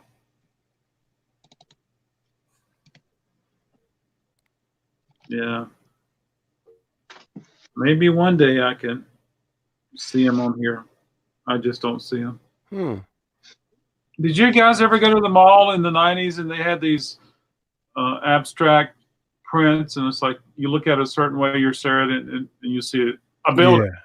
Yeah. I remember the 90s. I was definitely there. Yeah. I never saw any of the things in those. I never did. Almost like Rorschach testing. Yeah, absolutely. Yeah, absolutely. Woo! But yeah, guys, it's late for me. I got an 8 o'clock appointment tomorrow morning, so Yeah, I'm past my bedtime. I probably should try to get beautiful. Yeah. How I often? want the Roberta for the gift cover, Jill. I would definitely the next one that comes in. The next one that comes in, I will say for you. I can't. How often do you do these, Record Crate? I don't know. Whenever I get no, I'm sorry. It's fun to do. It's just fun to do. It's just fun to do. Every once in a while, I'll do it. I always so much fun. So sometimes I can price records, or I can turn on the camera and price records and talk to people at the same time and show people what's going out. It's just fun to hang out. Yep, I had fun tonight. Well, thank you, Richard. I'm so glad you did. We had fun too. I'm glad you joined us. And I hope you let me do this again. absolutely. And Michael and Tom and Star and Mayo and Nick and James Byers and Yeah, full house. Fred and Jill and Kimba and Wow. Craig and everyone else that I can't think of that stopped by. I appreciate it. And it's always fun hanging out. It's always fun learning about music and Yeah. music, which is awesome. Next time I try not to talk over everybody. Say what? And the next time I try not to talk over everybody. It's okay, Richard. It's difficult when there's 6 people and we're having a wonderful Yeah. conversation. Sometimes it's like playing Frogger. Or bumper cars. Yeah, sometimes I just don't want to pull somebody's in when someone's like having a good conversation or sharing something, because it's like the excitement of somebody opening up the room. So yeah, it's like playing bumper cars also, which I remember doing that. But anyway, everybody have a wonderful week and keep sharing. Music. All right, Adam. I want to learn. So in the meantime, I hope everybody has a wonderful evening, and I hope you have a fantastic week. And I got a lot of stuff to listen to based on what I learned this week and this weekend. So there we go. And thanks, Tom, for the Love and Spoonful. I'm looking forward to hearing those this week. Nice meeting you, Tom, Starman. Of course, Richard, my man. Nice seeing you. Nice seeing Yeah. you, Michael. Oh, And before I of leave, course, Adam. I want to remind everybody about my the last 7 records you played contest. Please feel free to join that. It's on YouTube. Yeah, what are you giving away for that? When does it end? So there's some gift certificates given away. You can come to the store and redeem them, or I'll go live with you on Skype and let you do shopping. Say, go here, go there, show me this, show me that. Wow. And if you can use your gift certificate and I can mail it to you. Cool. And cool things like that. So yeah, I encourage everybody to do it. I got some entries in. It's been so much fun. We all play stuff, so we we're always changing the last 7 records that we played, and it's always a good conversation starter. What was the last 7 records you played? Well, let me see. Oh yeah, and I like that band. Oh my gosh, I haven't heard of them.